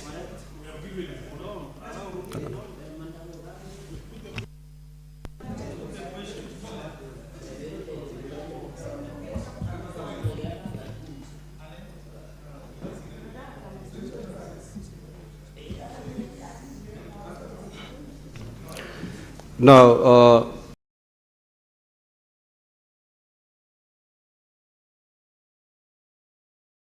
Senator for Kilifi County, just take a seat before I allow you to say something. The motion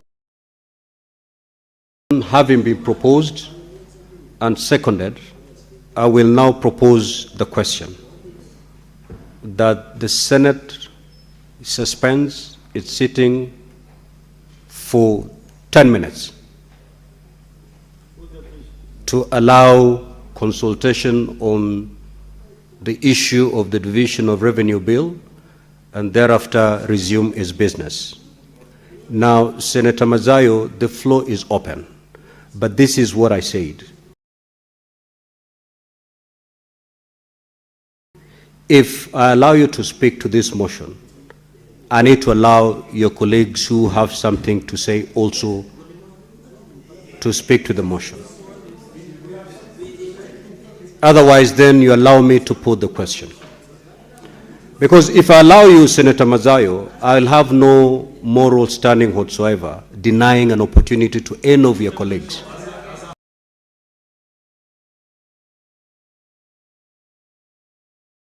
Would wish. Unless as a house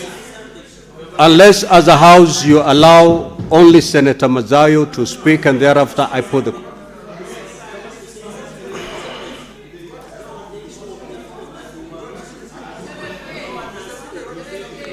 Senator Fernandez.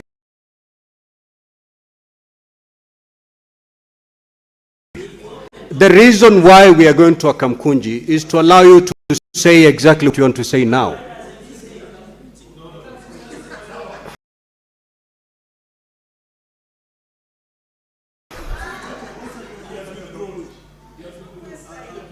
Yes, the senator will speak during the Kamkunji.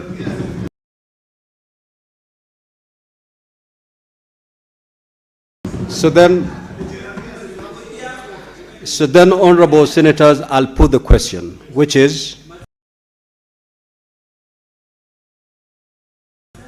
that the Senate suspends its sitting today for 15 minutes and thereafter resume its business. Will as many as of that opinion say aye? Aye. Will as many as of the contrary opinion say nay? The ayes have it.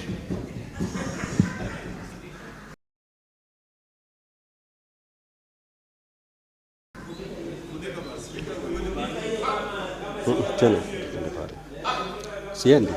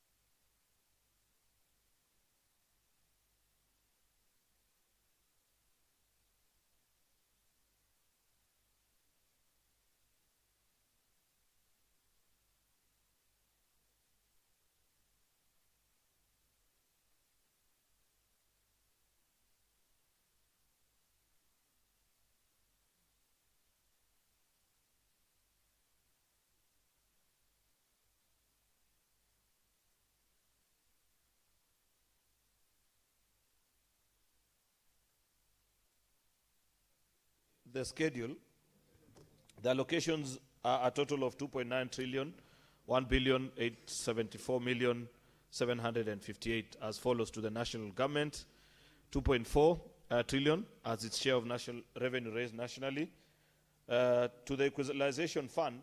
And Mr. Speaker, last weekend, I don't know if Senator Chute is in the house. I can't see him. We were in Northor with him. And while there, the citizens of Marsabit, actually one of them, and it's particularly challenging, Mr. Speaker, that I didn't know how closely ordinary citizens follow the work of this House. And just a common citizen, somebody who at face value would easily disregard us, maybe with very little information on what happens in the country, actually walked up to me and said, Leader of Majority, please conclude on the stalemate on the equalization fund. Because even as we speak about the equalization fund of 10 billion for the next approved revenue, which is 2022-2023, I'm sure all of you know the history of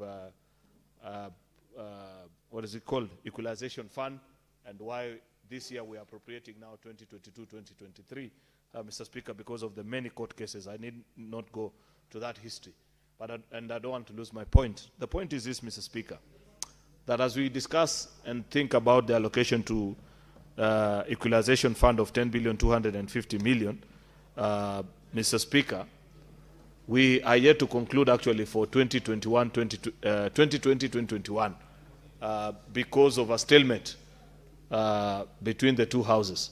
And Senator Roba, perhaps as you rise to second the motion, you will guide the House on what as a committee you're proposing to us as a way of concluding this. I've just told you an ordinary citizen walked up to me in Northwood and asked that as a Senate, we need to conclude that business. That tells you how closely people follow the business that we transact in this House. Then the bullseye of the bill, the proposal from the National Assembly, Mr. Speaker, is 420 billion, which I will be quick to propose, Mr. Speaker, but I have made my point on where I think that figure ought to be, and I'll be awaiting the report from our members in Budget and Finance. I can see Senator Faki is in the House and is a member of that committee. They will guide us home on how to achieve that requirement, Mr. Speaker. Mr. Speaker, we have not just picked a figure out of the air and are proposing whatever figure. I want to believe that just like in the previous years, each time our departmental committee on budget and finance has come back to us with a proposal on division of revenue, it's normally followed by a very sound and well-reasoned thinking as to why that particular figure has been reached.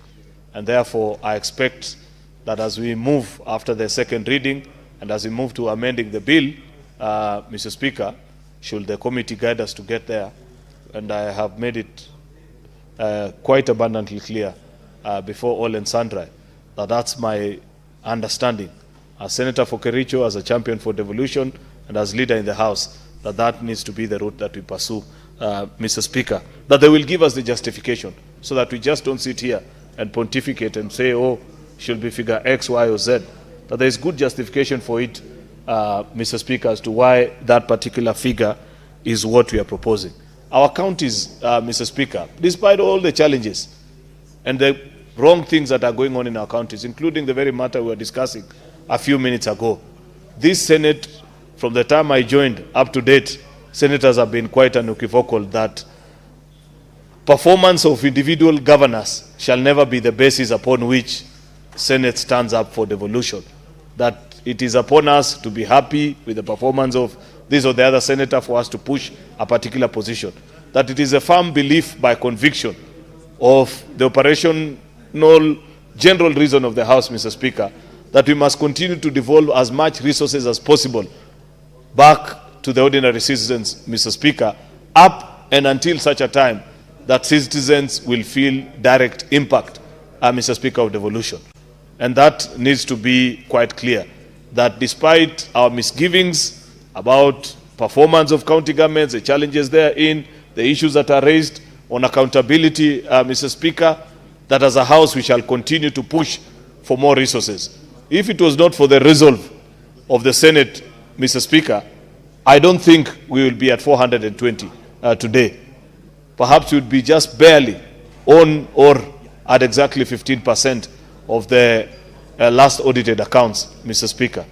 But given the progress that you are making, Mr. Speaker, I see no reason why in the next 2 to 3 years, and it's my prayer to God that many of us will still be in this House to see the day actually devolution clocks a trillion shillings, or even at least half a trillion for a start, Mr. Speaker. We need to have a big celebration the day we finally pass a mediated version, because I cannot fathom or I cannot imagine that perhaps there will be a day where we will agree or we'll get a proposal from the National Assembly with a bill that begins at 500 billion, Mr. Speaker. There will always be this push and pull until our colleagues reach a point of understanding between us and them. But be that as it may, Mr. Speaker, I believe that it is important that we begin this process so that members speak to it, say that which they want to be done, and then eventually, subsequently, Mr. Speaker, once we are done with this, we can move on, Mr. Speaker, and should Senator Faki's Committee of Budget and Finance guide us appropriately, Mr. Speaker, we'll be up and ready for mediation. And therefore, since this is a very straightforward bill, and I don't want to spend a lot of time, especially given the fact that we've lost quite some time in the events of the afternoon, Mr. Speaker, I beg to move that this bill be now read a second time. I hereby request the Chairperson of Budget and Finance, Senator Ali Roba, Captain, to second. I thank you, Mr. Speaker. Chair of Budget and Finance. Thank you very much, Honorable Speaker. I move to second this bill, and largely because of 3 critical reasons. Mr. Speaker, the proposal by the bill that was passed by the National Assembly proposes only to add about 5 billion shilling from 415 to 420, which is not even adequate to cater for the IPPD system integrated payroll automatic wage drift consideration. Mr. Speaker, I also second because during the budget policy statement which this House passed, in the wisdom of the House passed 454 billion 773 million 157,879. And Mr. Speaker, the bill proposes the same to be maintained. Honorable Speaker, I also support the position of the bill from the perspective of the fact that the Salaries and Remuneration Commission has given 3rd and 4th cycle of salary increment to county governments, which counties are required to comply, and it's non-discretionary expenditure on the county government. Mr. Speaker, I also support, I rise to support because a clause that was in the previous division of revenue that was meant to shield any reduction should there be any revenue shortfall in the collections of the national government be borne by the national government was removed from the bill, and the report from the committee, Honorable Speaker, includes adding that clause, that is protectional clause, in line with Article 219 of the Constitution, which stipulates that county allocation should be transferred without delay or deduction to guarantee predictability of funds flow to the county government. Honorable Speaker, the committee also included correction of an error in the bill that was sent to us by the National Assembly, which included 8.96 meant for health workers in line with funds follow function. That was erroneously included in division of revenue bill, which actually only deals with vertical share of revenue and not horizontal share of revenue. And within the report, the committee recommends that to be moved to county additional allocation. Honorable Speaker, I second. Very well, Senator Ruba. So, honorable senators,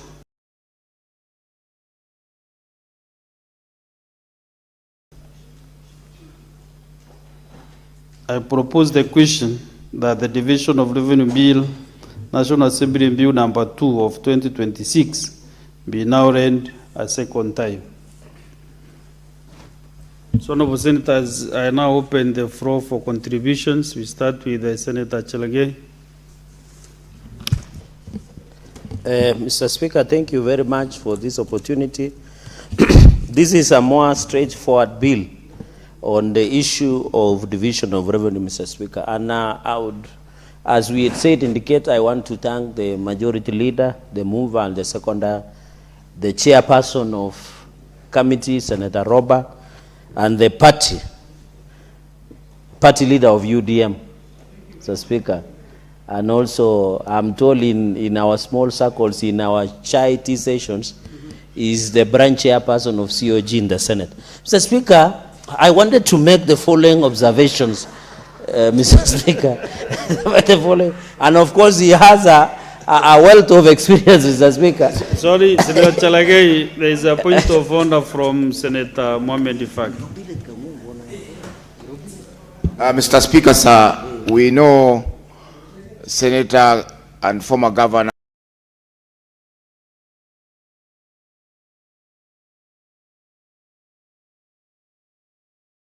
Ibrahim Roba, captain and party leader of UDM, as a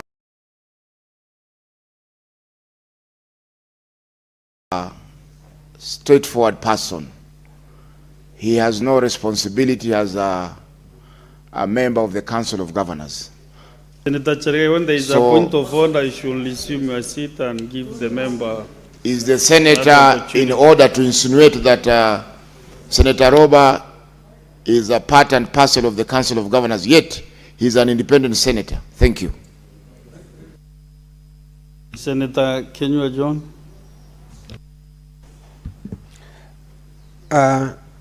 Bwana Spika, mimi nashuku mahali Senator Chalagay anakunywa chai, kwa sababu mimi namjua Senator Roba kama senator ambaye anafanya kazi yake ya useneta. Mambo ya ugavana aliwacha baada ya kuhudumu kwa mihula miwili kwa ujasiri na uaminifu. Kwa hivyo anapoambiwa katika sehemu za chai, sijui, lakini sijui anakunywa chai wapi, Bwana Spika. Pengine ni yuko Kirinyaga Road, pengine sijui, lakini mahali anakunywa chai. Senator Chalagay, ifafanua vyenye ulisema vizuri.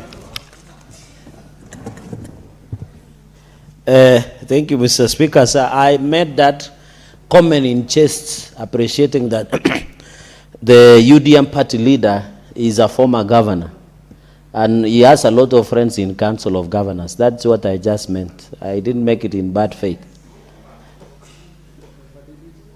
Unless he denies that fact. I can see as he doesn't feel any offense, so proceed. Okay. You can even feel he is very excited and he is laughing broadly, Mr. Speaker.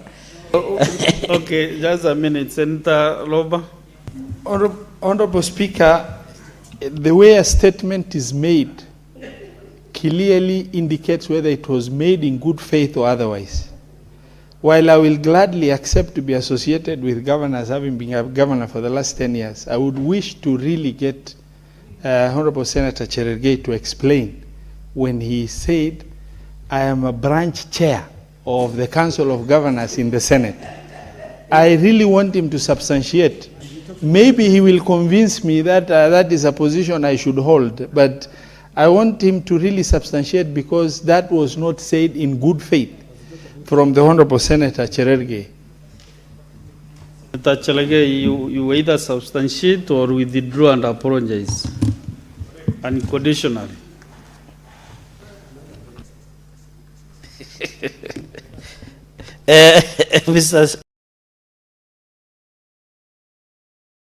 Mr. Speaker, I don't know why Senator Roba is very choosy today, because when I appreciated that he's a party leader, he didn't have a problem.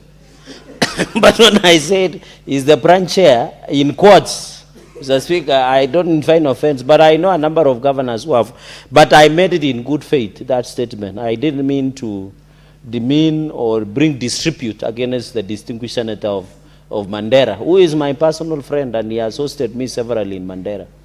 So we wish him well. Mr. Speaker, as I support this bill, it concerns counties, and I want to, Mr. Speaker, say in the last financial year, the statement that he is a branch chair. Mr. Speaker, I can rephrase and say he's a branch chair. Even now that you have a privilege to use the VIP podium. Yes. You know you're on the VIP podium, so you shouldn't be able to really withdraw that remark. No, I can withdraw and replace it that is the branch chair in court, which is in good faith. Mr. Speaker, let me say the following about this bill. This is a straightforward matter bill, and since many members would want to contribute to it, Mr. Speaker, Kenyans should know that the reason we demand for accountability is the resources we devolve, Mr. Speaker. The resources we give governors are so critical and very important. And I don't know why governors have a problem, Mr. Speaker, when we disperse money here, they don't have a problem. In fact, they applaud us, they praise the Senate for increasing allocation to counties. But when we demand for accountability, for transparency of those resources, Mr. Speaker, they find it a problem. But yet Article 96, Mr. Speaker, is very clear that Senate shall participate in division of revenue, which we are doing now. Mr. Speaker, it should participate in legislation, in representation and oversight. Mr. Speaker, the governors don't have a problem with the first three. But when it comes to oversight, to demand for accountability, for transparency, for prudent use, Mr. Speaker, for prudent use of resources, Mr. Speaker, and I wish that the Senator of Isiolo was here. They was in the audit report, and this is a report that is tabled under Article 229, that the county government of Isiolo, for example, allocated some amount to feed the wild animals. Is that the prudent use of resources? Is it? It is not, in our own opinion, Mr. Speaker. Because how do you feed wild animals? Where will you go and did an audit of a lion and tell a lion, come here, how many kilos of meat was bought by the county government of Isiolo? Like in Vihiga, Mr. Speaker, where my brother, Senator Sosi, and I can see he's too tired today. I suspect he had a lot of work he was doing over the weekend, Mr. Speaker. The governor allocated 5 million for housewarming, and it was in the audit report of 2024-2025 for the Speaker's opening of the House. Is that prudent use of resources? It is not. Because when you talk about oversight, you must talk about accountability, transparency, Mr. Speaker. Mr. Speaker, and therefore, in Vihiga, for example, in Nandi, the governor allocated 41 million in financial year 2023-2024 on car hire services. Is that a prudent use of resources, Mr. Speaker? Over bursary, for example. Over the pathetic roads that are in Nandi, Mr. Speaker. Over the illegal sacking of 1,800 employees in Nandi County, Mr. Speaker. So what we are critiquing, Mr. Speaker, while we agree that the Senate has agreed, and I'm happy the chairperson of County Public Investment Committee, Senator Otsosi, is in the House, Mr. Speaker, is we want to look at the accountability, the transparency, and the prudent use of resources, Mr. Speaker. And it is very critical, Mr. Speaker, that as the chair of CPIC and my chair of CPAC, we must say we disperse this amount to Meru, for example. Is it used prudently? You know, the issue is not even about disbursement. Is it used within legally, lawfully, effectively, and prudently, Mr. Speaker?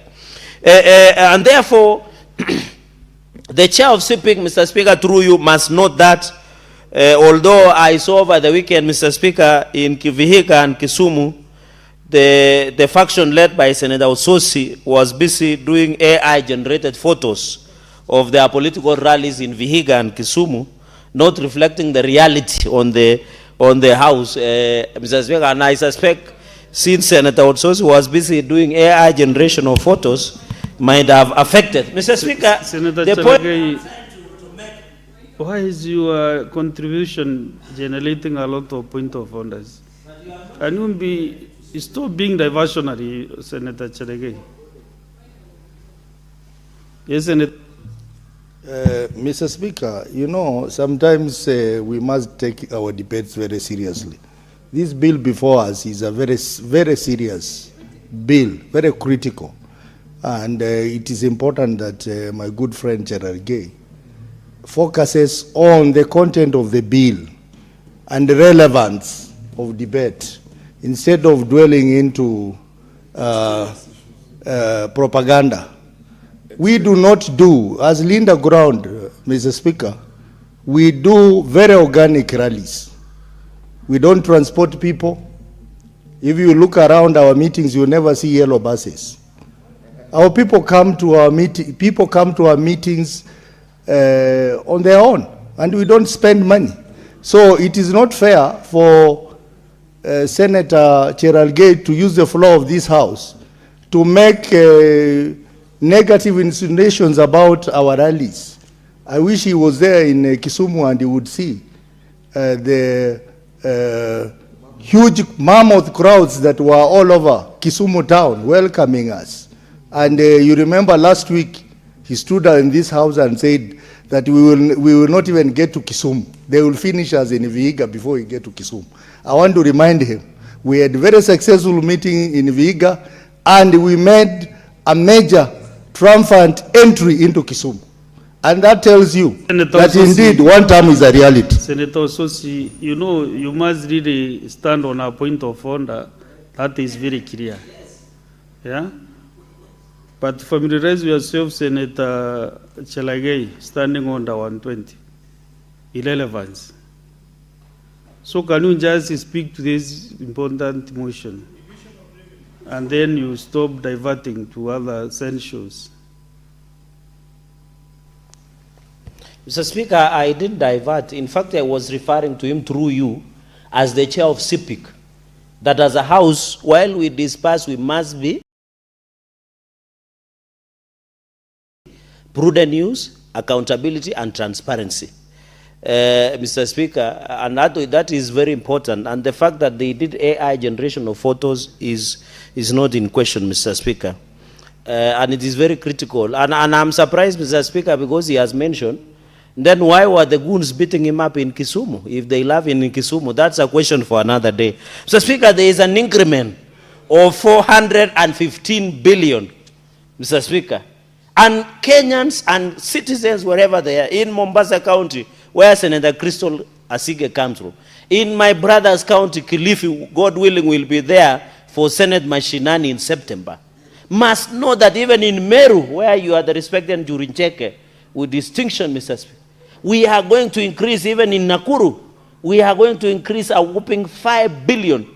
And in the last, Kenyans should know that Senate is doing their job. We are pushing for more resources.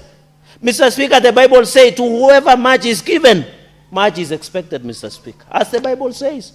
So as we increase money from 415 billion to 420 billion, we will demand a more higher accountability, prudent use of resources, and transparency, Mr. Speaker, with integrity.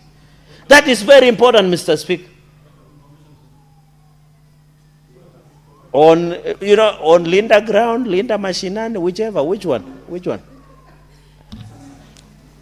Do you wish to be informed by Senator Mandago?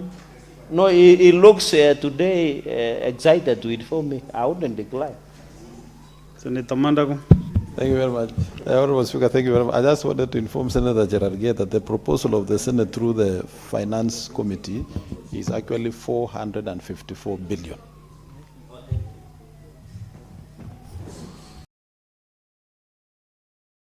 Senator Chelagay, I thought you were aware of those figures by now. No, Mr. Speaker, I was coming home. I was just driving it hot. I wanted to bring it home, and thank you, Senator Mandago, for bringing it home for me. Because, Mr. Speaker, I was just showing Kenyans what the committee and the Senate, and also the agreement, because we also have National Assembly, who are sometimes obstacle to the more allocation of resources to counties. And I agree that, in fact, the intention of the Senate is against 4 trillion budget, the national budget. We should have had, Mr. Speaker, almost 450 billion. And it has never changed, Mr. Speaker. It is after consultation, and I wish the I was not here, but I didn't listen so much on the chairperson of Finance Committee, Senator Roba, on the basis and the thinking of their reports. But I know, because we live in a reality, Mr. Speaker, we don't live in a vacuum. We know there is a public debt of Kenya shillings more than 10 trillion that Kenyans are being owed, Mr. Speaker, by the national government. And most of the revenue that we generate as a country, Mr. Speaker, is normally being given, Mr. Speaker, to pay the public debt. That is 10 trillion Kenya shillings. And I think there are many factors: the economic growth, the collection by revenue, Kenya Revenue Authority, Mr. Speaker. And I want to appreciate, Mr. Speaker, that those are some of the aspects that but the position of the Senate, and I want to agree. In fact, as we go, Mr. Speaker, we can forestall or create crisis under Article 110 of the Constitution. I want to propose, and I hope the chairperson of Finance, Senator Roba, is listening to this, that will bring an amendment to still insist that the Senate position is that counties must be given 450 billion Kenya shillings, additional 35 billion from what we gave last financial year. Because in the last financial year, Mr. Speaker, you are aware, we had allocated counties 415 billion. This, the Senate now moves and directs that we increase the allocation to counties from 415 billion to 450 billion, an additional 35 billion. The proposal of 420 billion, Mr. Speaker, is, and is, Mr. Speaker, and I always ask myself, who takes care, who babysits, who protects devolution? I thought it should be Senate. But from the argument, it looks like National Assembly are more concerned about money that is taken to counties as opposed to the money that is given to national government. National Assembly, Mr. Speaker, should be oversighting the national government. I saw a statement from Senator Mwenda Gataya about Mathare Hospital, where the services are poor here in Nairobi, Mr. Speaker. It is very unfortunate that Mathare National Referral Hospital has those challenges, Mr. Speaker. So the question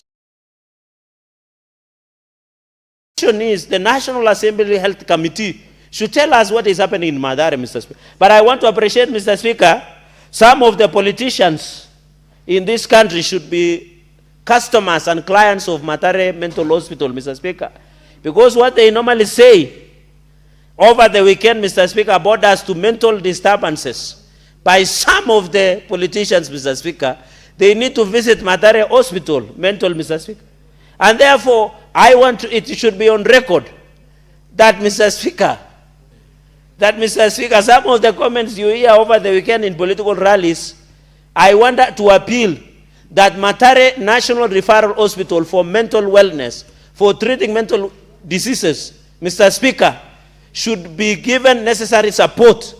And I'm proposing that we create a VIP section of Mathare Hospital to accommodate some of these politicians who are inciting members of the public, who are making reckless statements, who are making tribal, ethnic remarks, Mr. Speaker. Even yesterday, Mr. Speaker, you saw at the court that one of the petitioner's lawyers of the impeached deputy president called this house goons. Are we goons, Mr. Speaker? And I was embarrassed that the senator of Kiambu was sitting next to the impeached deputy president, Mr. Speaker. He should have given a serious bout of ngumi so that he can protect. We are not goons, Mr. Speaker. So the point I'm trying to make is very simple. That the resources we allocate, we don't want to use goonism to oversight. We want to use a process of oversight as per the Constitution, Mr. Speaker. Therefore, Mr. Speaker, we need to ensure that allocation of resources, both at national and county, should look equal, Mr. Speaker, because we are increasing this amount based on the national interest, Mr. Speaker, based on the Article 203, Article 10, Mr. Speaker, and the functions. Mr. Speaker, number 3, while we appreciate we are increasing, you have to appreciate that we have, Mr. Speaker, the Kenya National Library Services, there is a serious clawback, Mr. Speaker, and you have to appreciate this, of devolved functions. Like health, Mr. Speaker, I don't see any reason why the national government should have a huge budget on health, Mr. Speaker. That when you combine 47 counties, you find that it doesn't even go to a quarter or a third of national budget, Mr. Speaker. If we have devolved from dispensary, level 2, level 3, level 4, level 5 hospitals has been devolved. Mr. Speaker, you appreciate that in the last session, I don't know whether this session, we had passed a law that every county, the national government must and construct national referral hospitals. We need Meru level 5 to be a county referral hospital, managed and run by the national government, so that we release pressure on Kenyatta National Referral Hospital, so that we release on the issue of Mbagathi Referral Hospital.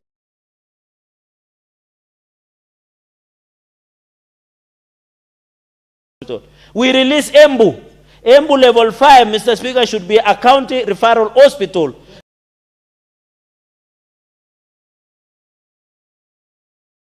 So that the resources we go there, the national government can function, Mr. Speaker.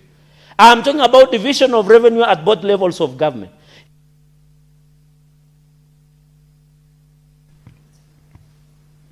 Mr. Speaker, I don't know what is wrong with our machines today. They have been letting us down.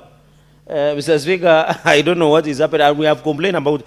Mr. Speaker, even Kapsabet County Referral Hospital should be handed over to national government so that we ease pressure to Moi Teaching and Referral Hospital. Even Kakamega County Referral Hospital should be completed and handed so that we release tension to Moi Teaching and Referral. Mr. Speaker, and you are aware Moi Teaching and Referral Hospital is not doing very, very well. There is issues of bad governance, corruption, and many other challenges, just like Madare Hospital, Mr. Speaker. So I'm making this with a lot of tremendous respect, that National Assembly should know, and I'm not discussing them, I'm aware of standing orders, just as a fair comment, Mr. Speaker. They should know that oversight does not mean stifling resources to counties. It is not in any way. Mr. Speaker, another pregnant and important point that I wanted to make on the issue of the small counties. Vihiga, I don't know whether Vihiga was one of them.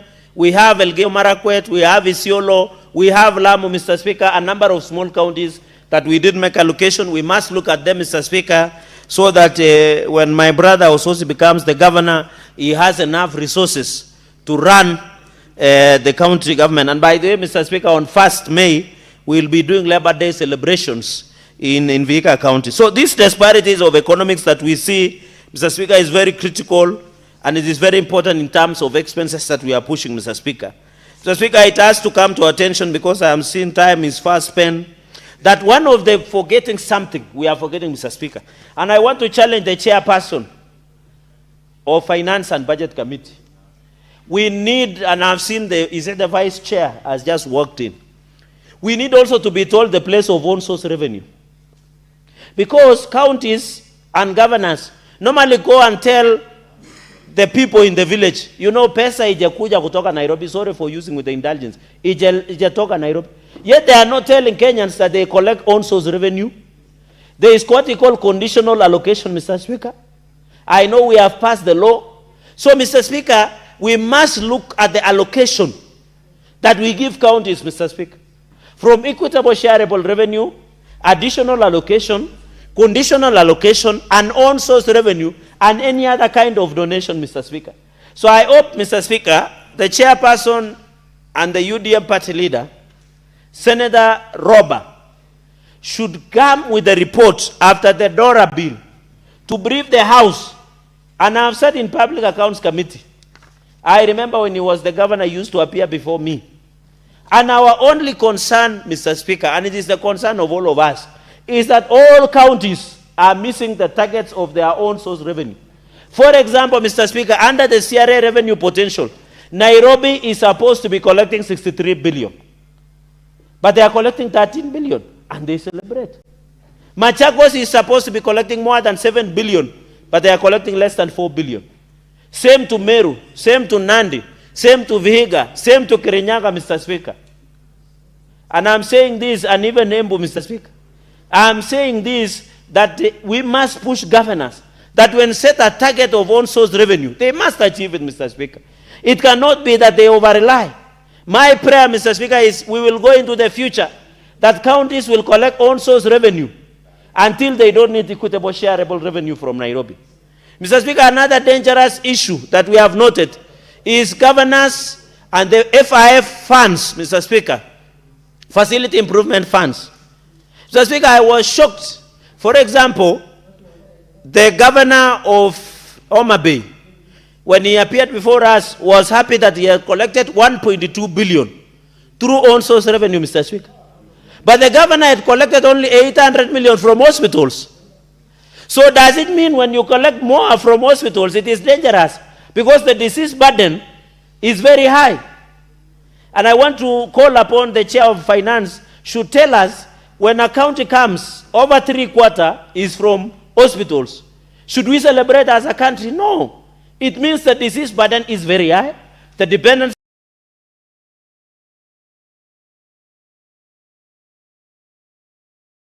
is very high, Mr. Speaker, and therefore based on the on-source revenue and the fact that we passed Facility Improvement Act, Mr. Speaker, is very important. Mr. Speaker, in the interest of my colleagues, I beg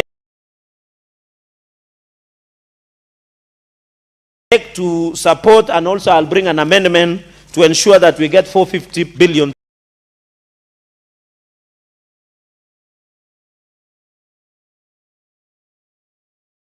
to our counties. I thank you, Mr. Speaker. Very well, Senator Ososi. Chair.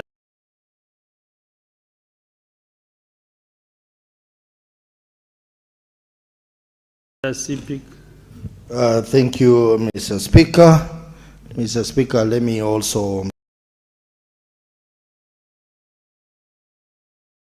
make my comments on this very important bill, the Division of Revenue Bill 2026.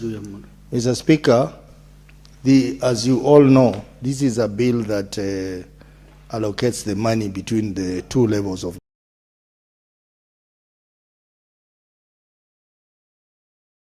government, the national government and the county government. And this bill proposes that 420 billion be allocated to the 47 counties. Mr. Speaker, this is only 5 billion higher than what was allocated in the last financial year. That is 2025-2026. And when we came to this house, 2022-2023, we allocated 370 billion to the counties. And now this bill proposes 420. That in 5 years, it means we have only managed to allocate 50 billion within the 5 years. Now that translates to 10 billion per year, which is very little money to our counties. I want to start on a disappointing note, Mr. Speaker, that the 420 billion that is proposed here is far much lower than what CRA had proposed. CRA had proposed 458 billion. The committee chaired by my able friend Senator Roba, Finance Committee, has proposed 454 billion. Mr. Speaker, when the committee proposes a high amount, we all get excited about it. But when it goes, the bill goes to mediation, they always come with a lower figure, much lower. If there is any improvement, it goes up maybe by a few billions, 5 billion or something like that. We hope this time that those who will be on the mediation committee will push for a higher figure, Mr. Speaker. Mr. Speaker, I'm saying that because there are important issues that we must give judicial notice. The first issue, Mr. Speaker, you know that this House worked extremely hard through our two committees, the CPAC and CPIC, to ensure that we process the audit reports in line with Article 229 of the Constitution, which says that within 3 months after the publication of the audit report, then the Houses of Parliament must debate, examine, and take appropriate action. We have done that. But has that translated into the computation of division of revenue? The answer is no. Because the figures that have been used here are for the latest approved audit report by the National Assembly, which is 2023, actually 2022-2023. That is about 3 years behind, Mr. Speaker. Mr. Speaker, the essence of Article 229 and the judgment of the court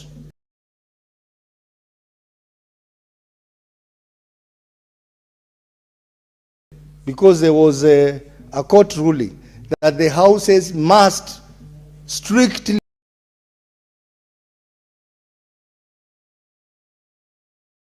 adhere to Article 229.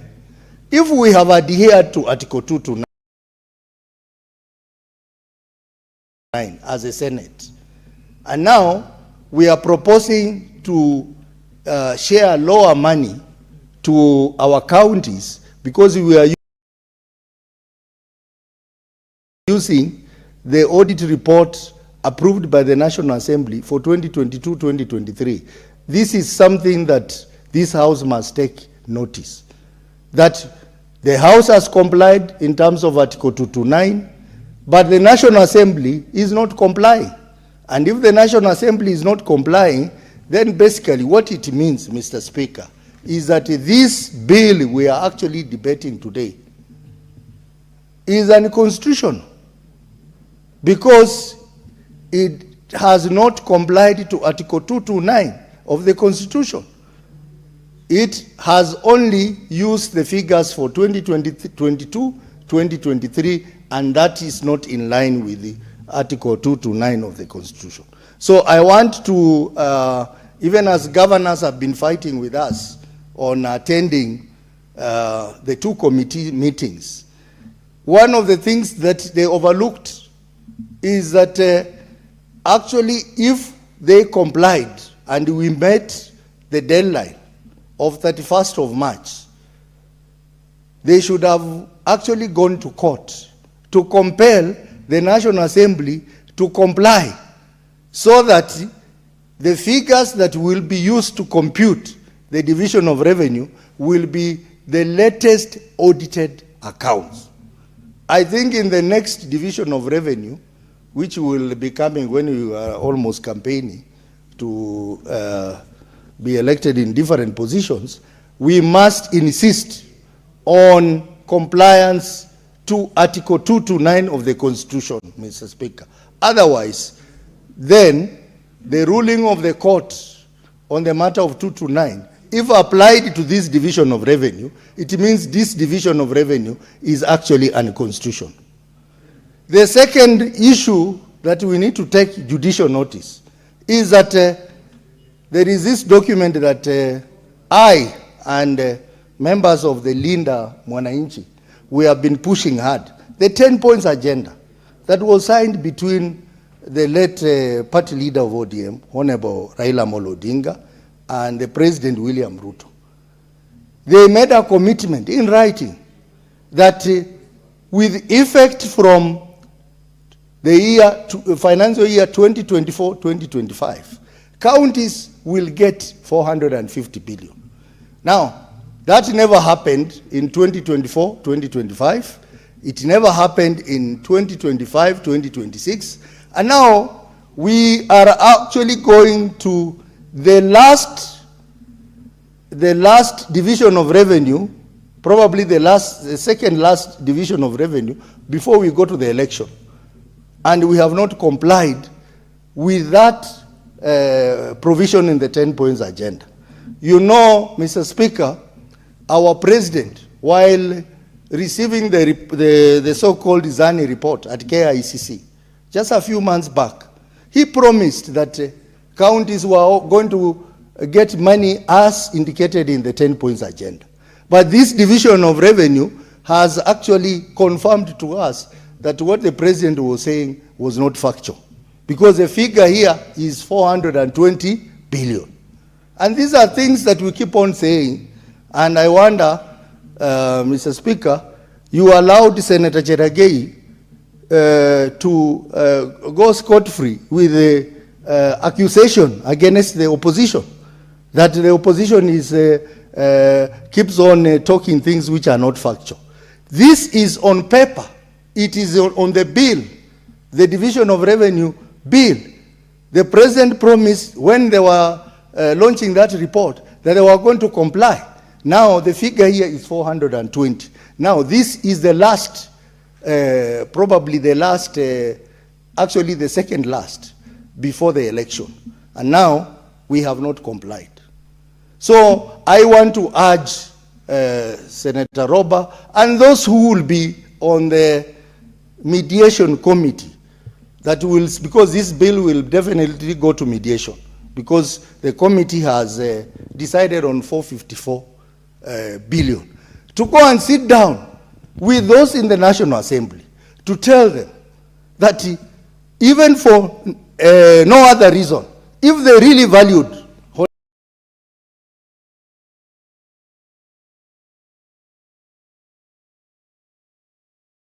Honorable Raila Amolo Odinga, who was a champion of devolution in this country, they just need to give us 454 billion. And that will be above the 450 billion that Raila had wanted our counties to enjoy. On that basis alone, if this bill goes to mediation and the National Assembly decides to give us 5 billion so that we go to 425, I'm sure Honorable Raila is going to turn in his grave. And this government is making decisions that make Raila to keep on turning in his grave. This maybe should be one of the few decisions that are going to be made to make him happy in heaven where he is. Mr. Speaker, looking at the bill also, there is something called the national interest programs. I have read through, and clearly there are so many programs or projects in our counties that ideally should be included under national interest, which are not included, Mr. Speaker, and which are devolution in nature.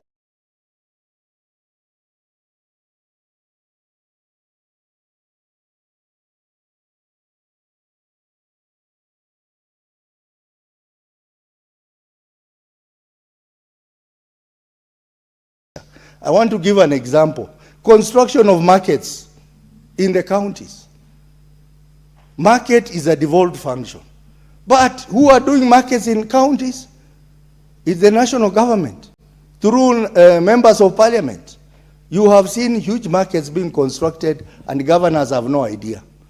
The budgets for this money, governors have no idea. I expected that that should have been considered as part of the national interest programs in this bill. The other one, Mr. Speaker, is construction of stadiums in our counties. That's another devolved program.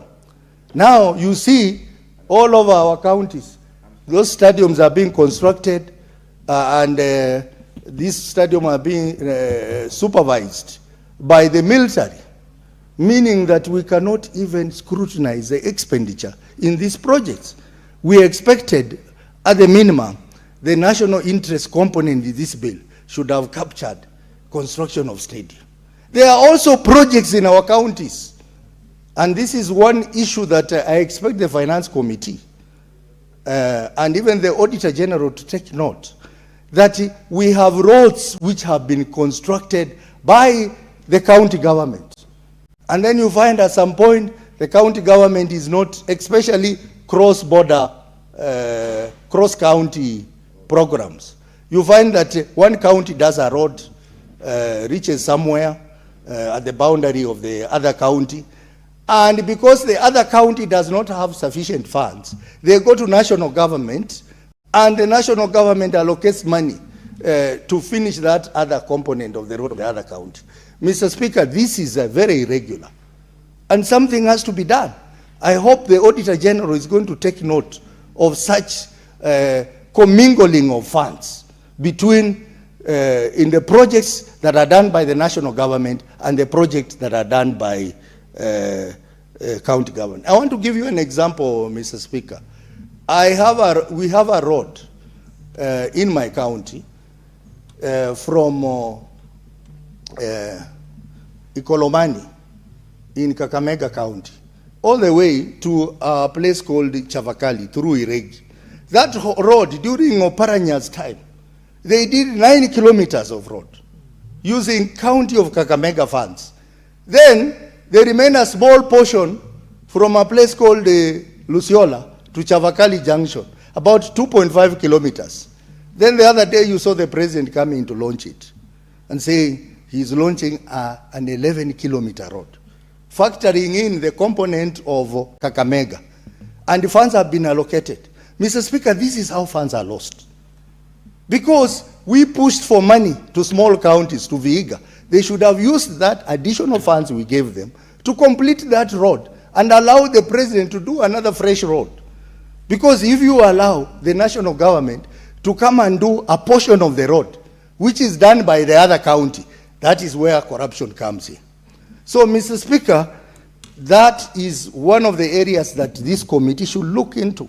Mr. Speaker, there is also the issue of universal health care component in this division of revenue, which is only focused on workers, paying salaries for the workers. But I want to tell you, as a chair of CPIC, the UHC program in our county hospitals, most hospitals are struggling. They are not compliant to the health model in terms of number of equipment, in terms of number of staff, number of specialists, because they are underfunded, Mr. Speaker. This bill should have factored that in this bill. Mr. Speaker, when we talk about public debt, which is factored in here, you saw the other day IMF saying that the public debt in this country is not factual because there are so many other debts which have not been declared. And they said they go back and declare the debts. Looking at this, you get that impression that the figures here are not complete figures. Public debt position of this country is worrying. And you heard the Auditor General saying the other day that he does not know how much public debt we have because she was not given access to the information so that she can know the actual public debt position of this country. Mr. Speaker, without that valid information, practically speaking, this bill is unconstitutional. But because we are not very thorough in handling some of these issues, we let them pass as it is. But how I hope the Finance Committee could dig deeper into this issue of public debt, so that when they bring figures in the division of revenue, we should be in a position to question. Mr. Speaker, as we pass this division of revenue, the element of accountability is also very important. We cannot be a house that just passes money to counties without adequate accountability. There is a lot of stealing in our counties.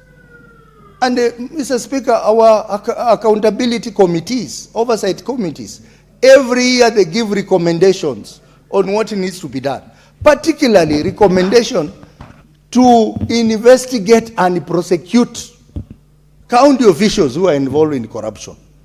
Mr. Speaker, we are being let down by EACC. We are being let down by EACC. And I think one day we should invite the Director General of EACC to appear before a committee of the whole House to tell us what is happening with the EACC. Because now, if you are a governor, you can steal, you can do whatever you do. All you need is just to become two-term. Just say two-term. Or just be seen to be moving around with the president. And now, that is how you survive. And that's why we told the president the other day, when we were passing this audit report, we said that if the president, if there is any governor who has bad reports, and you are the president, and you know, run away from them. Run away from them. Because you cannot be moving around with the people who misappropriate public funds, and they come to you. All they need to do is that we support you, we do what? That is not enough. Our people need get value for the public money that is sent to the counties. Mr. Speaker, I've looked at this bill and I hope that the committee position of 450 billion will be the final figure that this House is going to approve. And this time around, Mr. Speaker, this time around, because this is practically my last division of revenue, because the other one is going to be in next year when we are just about to go to election. So it may not, I may not be there to oversight it because I will have moved on to other roles, Mr. Speaker. But this one is the main one. We want to insist, and Mr. Speaker, I want to state, I want to be part of the committee on mediation, because I feel that we are not doing much at the mediation stage, so that we get a higher figure. At least 450 billion will be practical. Because, Mr. Speaker, we still have so many functions which have not been transferred to the counties. And the money to it has not been transferred. And we have other functions which have been transferred but without the money. If you look at it, if we had to transfer all the functions with the money, then we would easily achieve a higher shareable revenue. But we are having a lower shareable revenue and we seem to be very helpless as a Senate. I want to say that if we have to fight, this is the only division of revenue that will bring us back to this House or will give us new roles. If we are going to go for another addition of 5 billion, as usual, to come to 425, we shall have failed the family of devolution. We need 450 and above. And the committee that is going to mediate with the National Assembly should take judicial notice of the fact that the father of devolution in this country, one Raila Amolo Odinga, died crying for 450 billion. And this government, you can do anything to legacy of Raila Odinga, including destroying his party, but give him his price for devolution, and his price for devolution is 450 billion shillings. And in this case, we have said 454 billion shillings. Mr. Speaker, I support. Next is Senator Mudigi. Asante Bwana Spika kwa kunipa nafasi niweze kuchangia mjadala wa Senators Majority kuhusu mambo ya pesa ya budget ya counties. Bwana Spika, nakumbuka vizuri mwaka jana tulikuwa na vita ya hapa na pale juu ya vile county zinafaa zipate pesa. Bwana Spika, mwaka huu, mwaka inayokuja tunaunga mkono counties sote 47 iweze kupatiwa bilioni 450 ndio iweze kuangalia mahitaji ya mwananchi. Kwa sababu tukiwa hapa maseneta si tu huwa tunapigania ukatuzi, na sisi tukiwa kule masinani tumekuwa tukiona vile county zinaendelea, kwa sababu kuna mambo mengi sana. Kuna mambo ya pending bill, mangovernors wanja kumaliza hizo pesa. Kuna wage bill, pia wizara 10 ya county zingine unakuta hata departments zingine asiwezi kupata pesa. Pia kwa county, Bwana Speaker, kuna CSPs ambaye kutoka mwaka jana wamekuwa akipata pesa kidogo. National government inapeana 2500 na county inapeana 2500, na pia kuna shinda kwa sababu hata hizo pesa kupeana county nyingi zimekuwa na shinda. CSPs wengi wamekuwa hapati hizo pesa. Bwana Speaker, pia mambo ya economy vile inaenda pia pahali yote, mambo ya wale wafanyikazi wa county, Bwana Speaker, pia wanaumia sana kuserewa kwa misahara na pia kukosa pesa ya kufanya kazi kwa familia zao kwa sababu misahara ni kidogo. Kama sasa Bwana Spika, tukiangalia wiki mbili iliyopita mafuta imeenda juu. Kwa hivyo kungekuwa kama county zimepata pesa nyingi na mfanyikazi ameongezewa mshahara, ataendelea na sheria inafaa. Bwana Spika, tukiangalia kule Masinani kuna shule ambaye ya nursery school zingine zimeharibika. Watu wengine county zingine wanafunzi wanasomea katika kwa miti. Kwa hivyo Bwana Spika, kama magavana waweza kuongezewa hizi pesa, utakuta mambo ya watoto wale wachanga watajengewa darasa mzuri. Pia tunajua kwa familia nyingi saa nyingine haikuangi na pesa ya kununua chakula saa nyingine. Na wakati magavana watapatiwa pesa, wataweza kusaidia ile shule. Ukute hata kama ni unji na chakula, ikifika saa 7 au watoto wakirudi manyumbani watakuwa wamepata vitu kama hizo. Tukifuatilia Bwana Spika mambo ya kilimo, saa nyingine tumeona magavana wakingangana kununua fertilizer na kununua mbegu, na wananunua mbegu wakiwa wamechelewa. Iende ikawa Bwana Spika, tukiongezea pesa ya kutosha, mambo kama hiyo watakuwa napanga budget ambaye ni mapema, ndio mkulima aweze kufaidika na mbegu na fertilizer ya kutosha. Bwana Spika, hapo kwa kilimo, kwa sababu kilimo katika majimbo wakipatiwa pesa ya kutosha, magavana wengi wataweza kusaidia mambo ya kilimo, na kila familia injegewa water pan na pia matangi, ndio uweze kuona wanaweza kuwa na kilimo ambaye ni blue economy. Ndio kila mboma iweze kutengeneza mambo ya blue economy, kuvuga vuganji wa samaki. Kwa hivyo mambo ya kilimo, kama watu Madam Speaker, kama wataongezewa pesa mambo ya kilimo, ambaye mimi ni mwenyekiti mdogo, mambo ya kilimo ya blue economy itaweza kuendelea na njia ile nafaa. Bwana Speaker, Bwana Speaker, Madam Speaker, nataka nikumbushe seneti hii, wakati huu mambo ya vitu ya chakula imeenda juu, mambo ya nyama imeenda juu. Kwa hivyo utakuta kama ukulima wa samaki itakuwa kwa vijiji vyetu, huyo ukulima itaendelea vizuri. Bispika, pia unakuta isara ya havia, mambo ya havia iko katika county government. Bwana Speaker, kama wataongezewa pesa, utakuta kuna mambo ya health itaongezeka vizuri, madrasa health itajenga, dawa itapatikana, na mambo ya havia, mambo ya magonjwa itaweza kuwa imepungua, kama ya kifua kikuu, mambo ya kansa.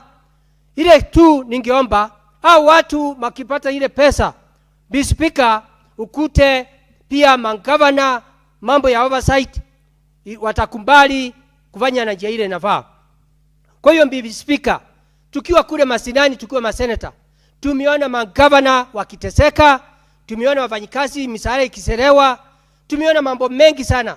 Hata department nyingi pale katika kaunti zetu, Speaker, watu wengine wakaa miaka kama 5, miaka 6 hawajai kuongezewa misara. Kwa hiyo misara ya wafanyikazi wale wafanya county, misara yao ni kidogo sana. Tungeomba hii pesa iweze kuongezewa.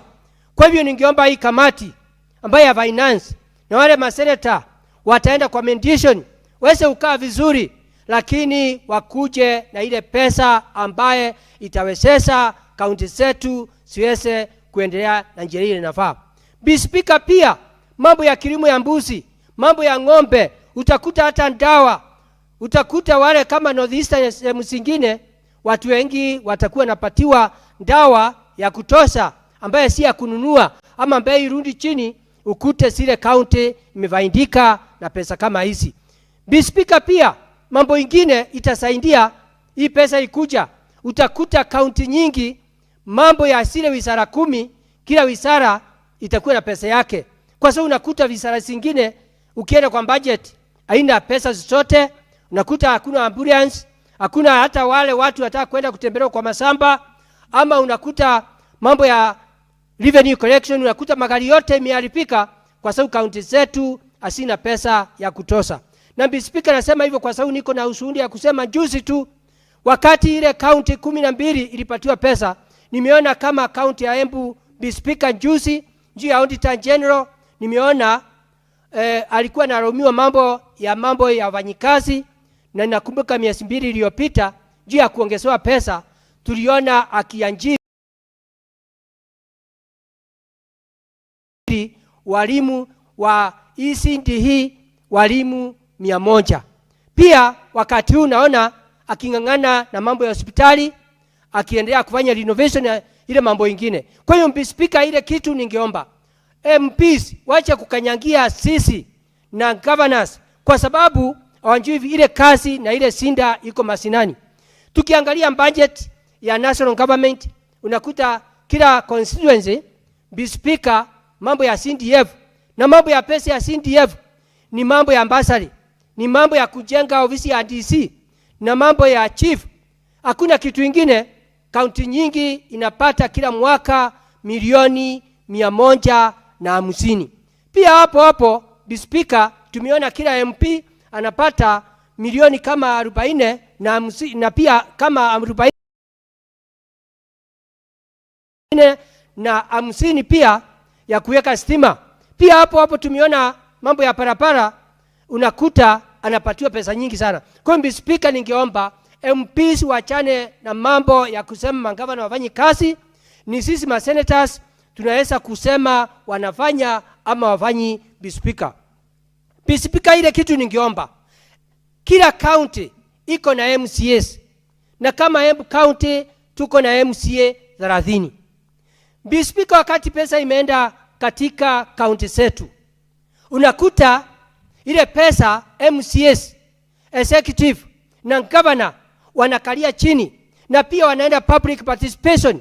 Kila ward inagaiwa pesa zake. Tungeomba ma MCAs mambo ya public participation, mambo ya oversight, ya primary oversight, MCAs muwe serious kuangalia zile pesa vile zinatumika masinani. Kwa hiyo Mr. Speaker, ningeomba kaunti zote 47 siweze kupatiwa 450 billion. Kwa sababu nakumbuka mwaka huu utaisha June, tuliwaongezea bilioni 10. Sasa itakuwanji Mr. Speaker, saa hii MPs wanataka kupitisha bilioni 5. Hiyo itakuwa ni aibu kubwa sana, na kulingana na vile maisha inaendelea. Tumeona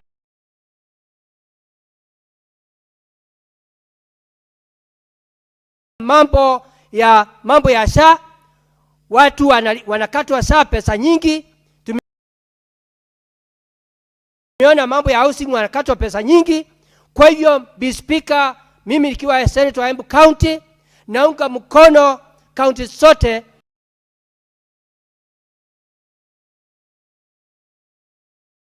yongezewe 450 billion, ndio mambo ya misaada ya wafanyikazi iweze kuongezeka, ndio mambo ya afya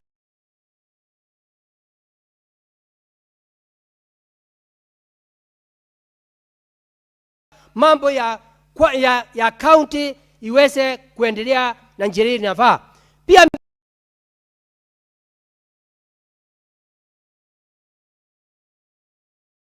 Mr. Speaker, kama watapatiwa hizi pesa hata county mambo ya agriculture, hata kama kuna pesa nyingi inatoka katika national government, watakuwa na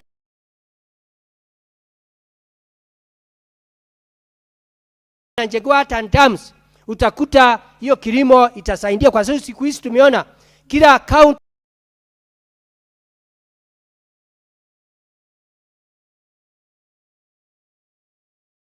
bila kilimo haiwezi kuendelea na njia ile inafaa. Kwa Mr. Speaker, nikiwa senator wa Embu County, naomba ile wale watu wataenda kukaa chini, senators mediation group na MPs waweze kutuletea bilioni 450 billion, ndio economy ya kaunti zote zetu za Kenya kaunti 47 iweze kuendelea na njia ile inafaa. Kwa sababu sasa haturudi nyuma, ni kuelekea mbele. Asante Speaker, ni mimi Senator Alexander Munyi Mundigi, daktari, naunga mkono. Asante Speaker. The Senator for Mombasa, Senator Mwenye Haki Faki.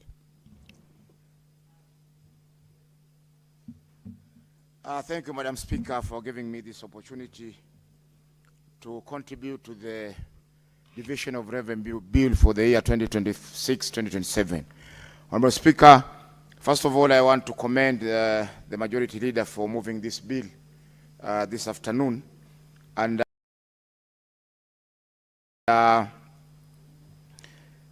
the proposal by the National Assembly that the shareable revenue going to the counties be at 420 billion is unreasonable and very low in terms of what our counties need going forward.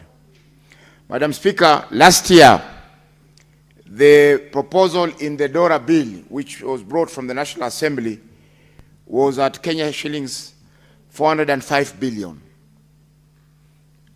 In this House, we proposed a figure of 427 billion based on the fact that the National Assembly had not taken into consideration several issues, including the IPPG, or the difference in salaries as a result of adjustment in inflation, and other issues. The matter went to mediation, and in the mediation, we agreed at a figure of Kenya shillings 415 billion. This year's bill, Honorable Speaker, is proposing 420 billion. It's an increase of only 5 billion. If you take that as a percentage of what was given last year, it is hardly 2%. Madam Speaker, if you look at the projected revenues for the year 2026-2027, it is estimated to be 2.9 trillion or 2,901,874,758,144. What is being retained by the national government is 2,471,624,184 and 439,000. Madam Speaker, this represents 85%, 85.7%, if I may be exact. The shareable revenue which is proposed, that is the 420 billion, is only 14.4% of the projected national revenue. Madam Speaker, this falls short of the amount given by the Constitution of 15%. But because we are using audited accounts of the year 2021, 2020, 2021, it seems that the amount is over and above the projected 15%, which is provided for under our Constitution. So, Madam Speaker, it is important that the National Assembly be current in the audit of the revenues of the government. At the moment, our peak and our PAC and peak committees are up to date. They are dealing with issues of 2024, 2025. Unlike the National Assembly, who are still stuck in the 2021, 2022, thereby disadvantaging the counties in terms of the sharing of the revenue. Madam Speaker,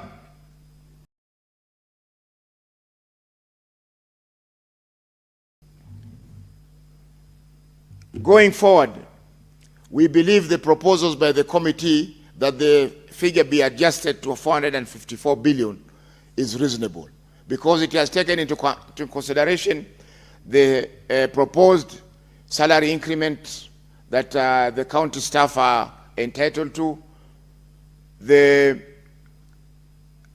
CHWs, the county health workers who are supposed to be given about 8 billion for their salary adjustments, and the other surrounding issues that give us the figure of 454 billion. Madam Speaker, we know it has been tough during mediation, and the members of the National Assembly who are members of the mediation committee always come with the notion that they represent the government. The government has no money. The government has no this. The government has no that. But we are all in government because the parliament has two chambers, the National Assembly and the Senate. And these are arms of the government. So that somebody cannot come and say and tell us that, look, the government has no money. Who is the government? They are not part of the executive. They are part of parliament, and parliament has to speak in the best interest of the people. Madam Speaker, before I finish, I want to mention two issues. Number one, the on-source revenue. The on-source revenue is a critical component of the revenues that are coming to our counties. However, most of their counties, Madam Speaker, have sort of neglected this very important aspect of revenue. And most of them will always be shouting that the national government has not sent us money. That is why we have not paid salaries. We have not received our revenue share. That is why we have not paid the contractors. We have not received money from the government. That's why our hospitals do not have drugs. Madam Speaker, this has to end, because we know every county has proposals on revenue raising, and these proposals have to be implemented so that the counties become self-sufficient in terms of revenue collection. You will find that although most of the hospitals or health facilities in our counties are having the FIF, but most of this money, Madam Speaker, is used by the executive to pay for other services. And most of the counties' facilities end up without medicines. They end up without important equipment that can be used to diagnose and bring in more funds to the counties. Madam Speaker, in conclusion, I wish to support this bill, but we need to amend it so that we have a figure of 454 billion, which we had proposed earlier in the budget policy statement. The other amendment I wish to put forward is the fact that currently the bill as drafted says that any shortfall could be passed on to the counties. However, it doesn't say that in the event of a surplus, it would also be passed on to the counties. So this particular provision needs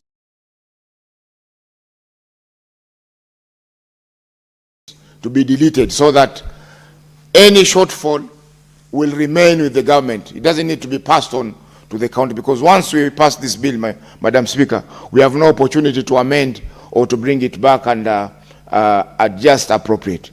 Madam Speaker, I beg to move, and I support the bill with the amendments. Thank you. Senator Murango.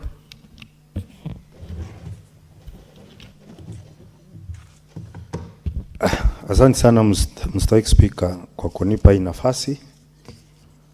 Kwanza ningetaka kushukuru kamati ya fedha kwa kazi ambayo wamefanya. Alafu niweze pia kuchangia. Na kabla nichangie, Mstahiki Spika, hebu niseme ya kwamba wakati umefika tena. Wakati maseneta wanatumikanga kama tingatinga. Kubomoa milima na kukata miti, njia itengenezwe.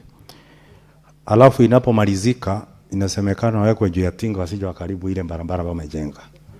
Hiyo ndio asante ambayo tumekuwa tukipata kutoka kwa mangavana. Lakini ni wajibu wetu na lazima tuanjimbike ili tuweze kufanya kazi ambayo tumepewa na wananchi. Mstahiki Spika, kuna mangavana wengine wamekuwa pia wakipoteza mangavana wenzao. Nakuwa kama venye Mswahili unasema usiwe kitatange kuwatosa wengine ndemani.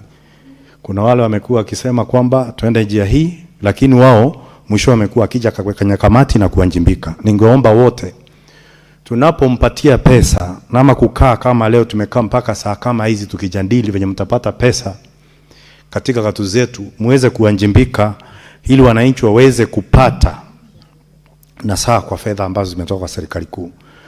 Mstahiki Speaker, pesa yote ambayo iliokotwa na serikali kuu ni takriban trilioni 2.9. Na serikali kuu imepata mgao wa trilioni 2.4.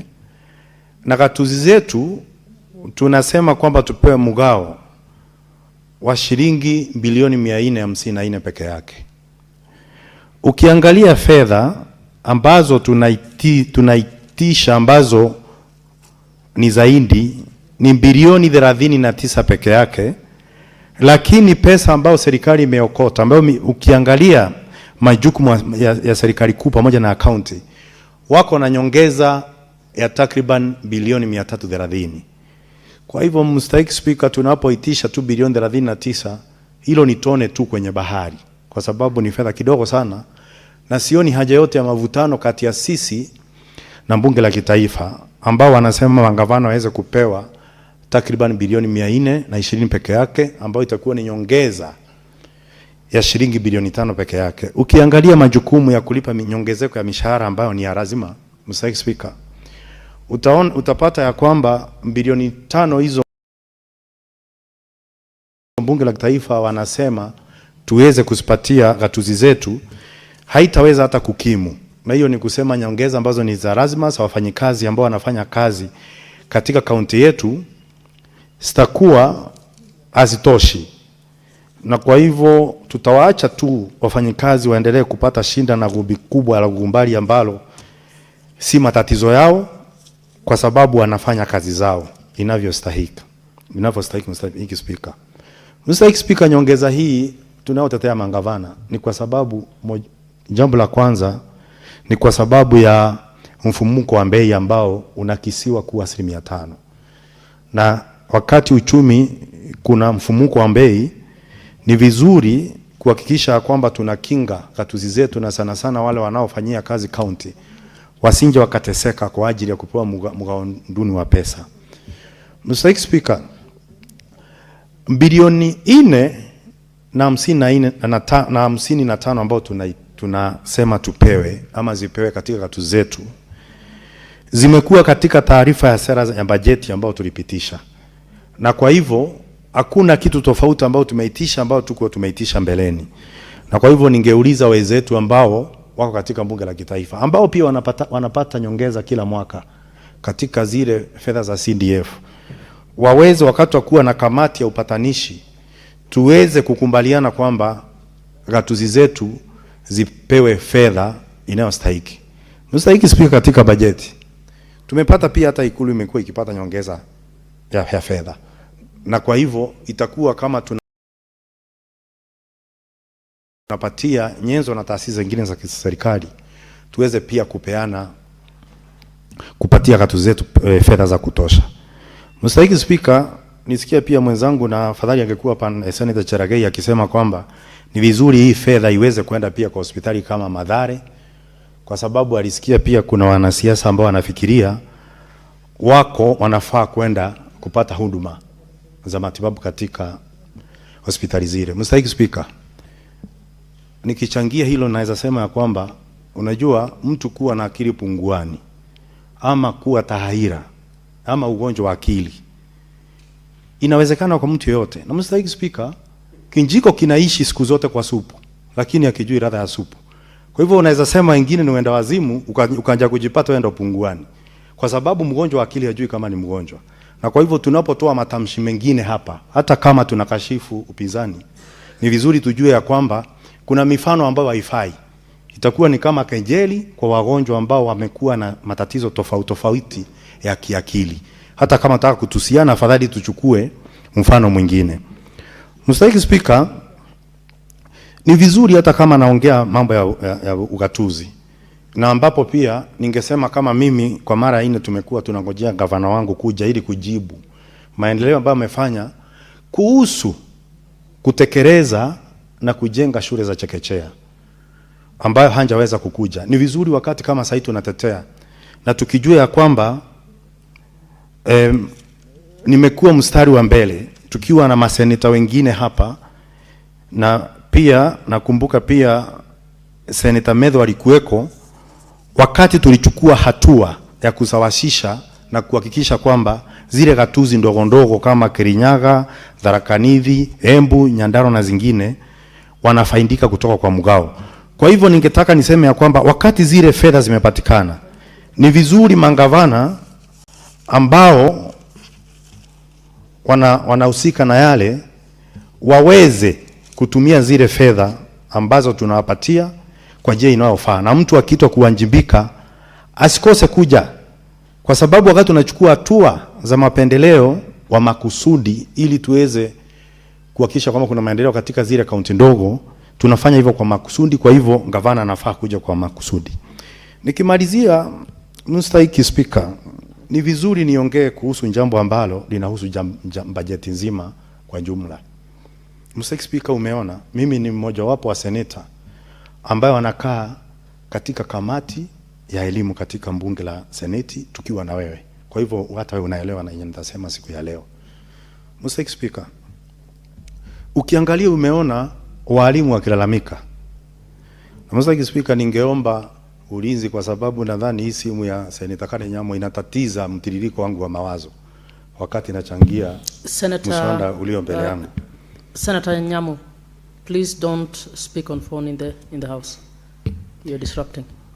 Proceed, Senator Murango. Mstahiki Speaker, nilikuwa nasema nataka kuchangia katika bajeti nzima yenye inatoka kwa bunge la taifa na pia inakuja katika bunge la seneti tunapochangia mchango wa gatuzi. Mstahiki Speaker, umeona na tumekuwa na malalamishi kutoka katika kamati ya elimu, kwa sababu walimu ambao wanafunza, walimu ambao tunawategemea na kupeleka watoto wetu katika shule zetu. Order, Senator Nyamo. Can Senator Nyamo come back?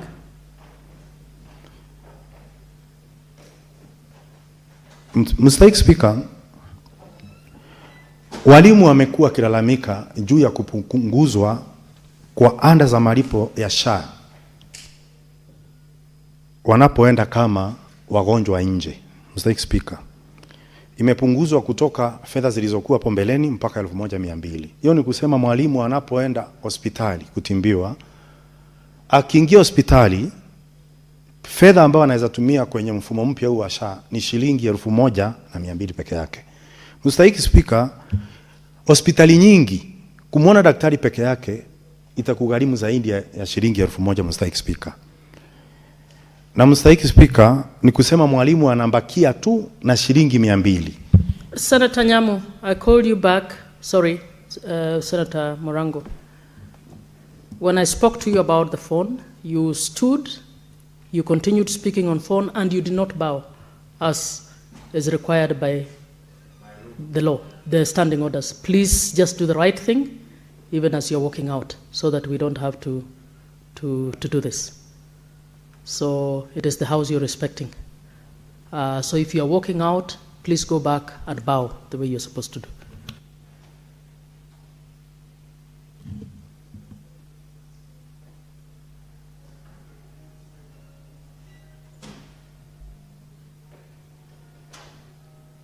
Thank you. Senator Murango, you may proceed.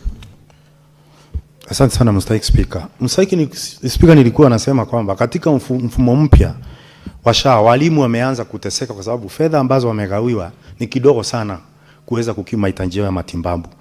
Sana sana wagonjwa wa nje, mwenye anaenda na kutoka. Ile fedha shilingi 1000 kumwona daktari, shilingi 200 ambao unafaa kulipia mandawa, na kama utahitajika pia kupigwa picha, hiyo haitoshi Mstahiki Speaker. Kwa hivyo bunge la kitaifa wakati wanapitisha makadirio, ni vizuri waangalie ni vipi wataweza kuhakikisha kwamba walimu wetu hawateseki. Mstahiki Speaker, pia kuna fedha ambazo zinaenda katika shule zetu ambazo zimechelewa, shule zimefunguliwa. Hiyo ni kusema walimu watambidi waweze kufunza watoto bila vifaa muhimu. Hiyo itakuwa si vizuri kwa sababu itakuwa ni mateso ya watoto ambayo hawafai kupitia kwao. Mr. Speaker, katika bajeti ambayo tunaongelea, kwa sababu pia itapita, walimu waliosahihisha mtihani miezi 5 iliyopita mpaka leo, Mr. Speaker, hawajalipo marupurupu yao, kinyume na venye imekuwa. Kwa hivyo wameendelea kutambika na bado wakiongea na sauti yao haifiki. Mr. Speaker, nikimalizia mambo ya walimu, ni kwamba koti iliamuru tarehe 26 mwaka huu kwamba wahitimu wa mafunzo ambao wamepewa kazi na serikali kama walimu, kisheria ni haramu, ni kinyume cha sheria. Wale walimu ambao bado wanaendelea kuwa katika shule zetu wameendelea kukaa katika hali ambayo yasitofahamu, wajui wataanjiliwa ama wataanjiliwa mpaka siku ya leo, na wale wanafaa kuanjiliwa kazi ya kudumu kulingana na koti ambao watapata marupurupu ya uzeeni. Mr. Speaker, kwa hivyo mimi ningeomba wenzangu katika bunge la kitaifa, kwa sababu jukumu hilo ndio wamepewa, kwamba wanapofanya makandilio na kupitisha bajeti, waangalie mwalimu wa kawaida, waangalie matatizo ya walimu. Na mimi nawasihi kwa heshima na taadhima ya kwamba tusipoangalia walimu tutakuwa tunacheza na maisha ya watoto wetu. Na kwa hivyo wanapokatakata pesa kutoka sehemu, taasisi na nyenzo tofauti za kiserikali, vizuri wahakikisha ya kwamba walimu wamepata mfumo mzuri wa afya, walimu wamelipwa marupurupu yao, wale walienda kusahihisha mitihani ambao hawajalipwa, hakikisha kwamba wale wahitimu mafunzo 44 wamepewa kazi ya kudumu na yenye marupurupu ya uzeeni, na wahakikisha ya kwamba walimu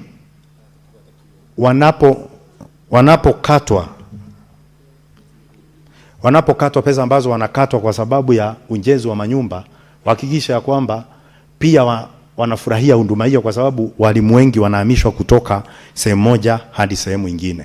Na nikimalizia mambo ya ukulima, Mr. Speaker, mangavana wengi hawajatilia mkazo mambo ya ukulima. Utapata kwamba maafisa wa ugani ambao wanafaa kuangalia mambo ya ukulima hawana vifaa vya usafiri. Kama Kirinyaga hatuna maambara ya udongo, kwa hivyo magonjwa mengi kutoka kwa udongo na wakulima wengi wanateseka. Vyama vya ushirika vinafaa vipeo maafisa wa ugani ili waweze kuangalia wakulima. Barabara, Mr. Speaker, ya kukuza mchere pale kwetu Mwea imegeuka kuwa mandimbwi. Tulikuwa tunapitia, sasa tunaogelea kule. Ni vizuri iweze kuangaliwa. Na pia mpunga ambao umekuzwa ambao sasa bei imetoka shilingi 85 imeshuka mpaka shilingi 60, pia iweze kuangaliwa, kwa sababu serikali walikuja akatupa handi kwamba atanunua hiyo mchele, lakini wakaendelea wakaamua kuleta mchele kutoka nje mwenye ruzuku ambao umeharibu soko. Saa hii tuko na takriban kilo milioni 2 ambayo imekwama sehemu ya Mwea, na mchele bei ya ununuzi imeenda chini, hatuwezi kimu hata gharama ya kukuza ule mchele. Asante sana Mr. Speaker.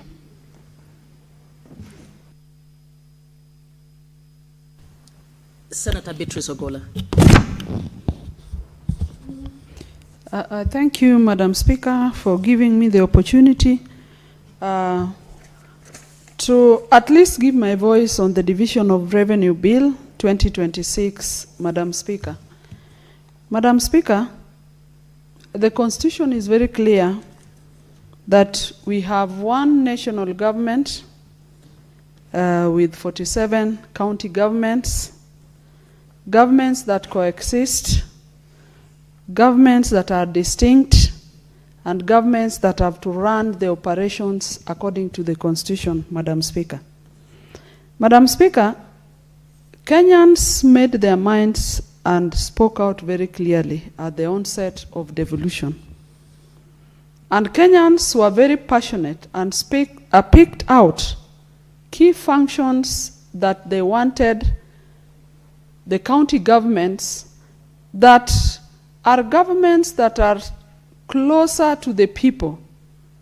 And with that closeness, Madam Speaker, in terms of proximity, the people wanted leaders that they would be able to engage daily, leaders that lived with them down at the county levels, leaders that would often visit them at the wards, And they even dreamt that they would have leaders that they would see at the village levels.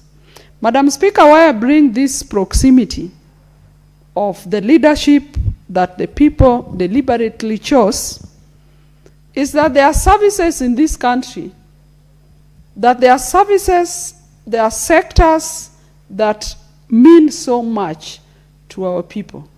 And it does not mean that others do not mean so much. But Madam Speaker, look at the choice of health, the choice of water, the choice of agriculture.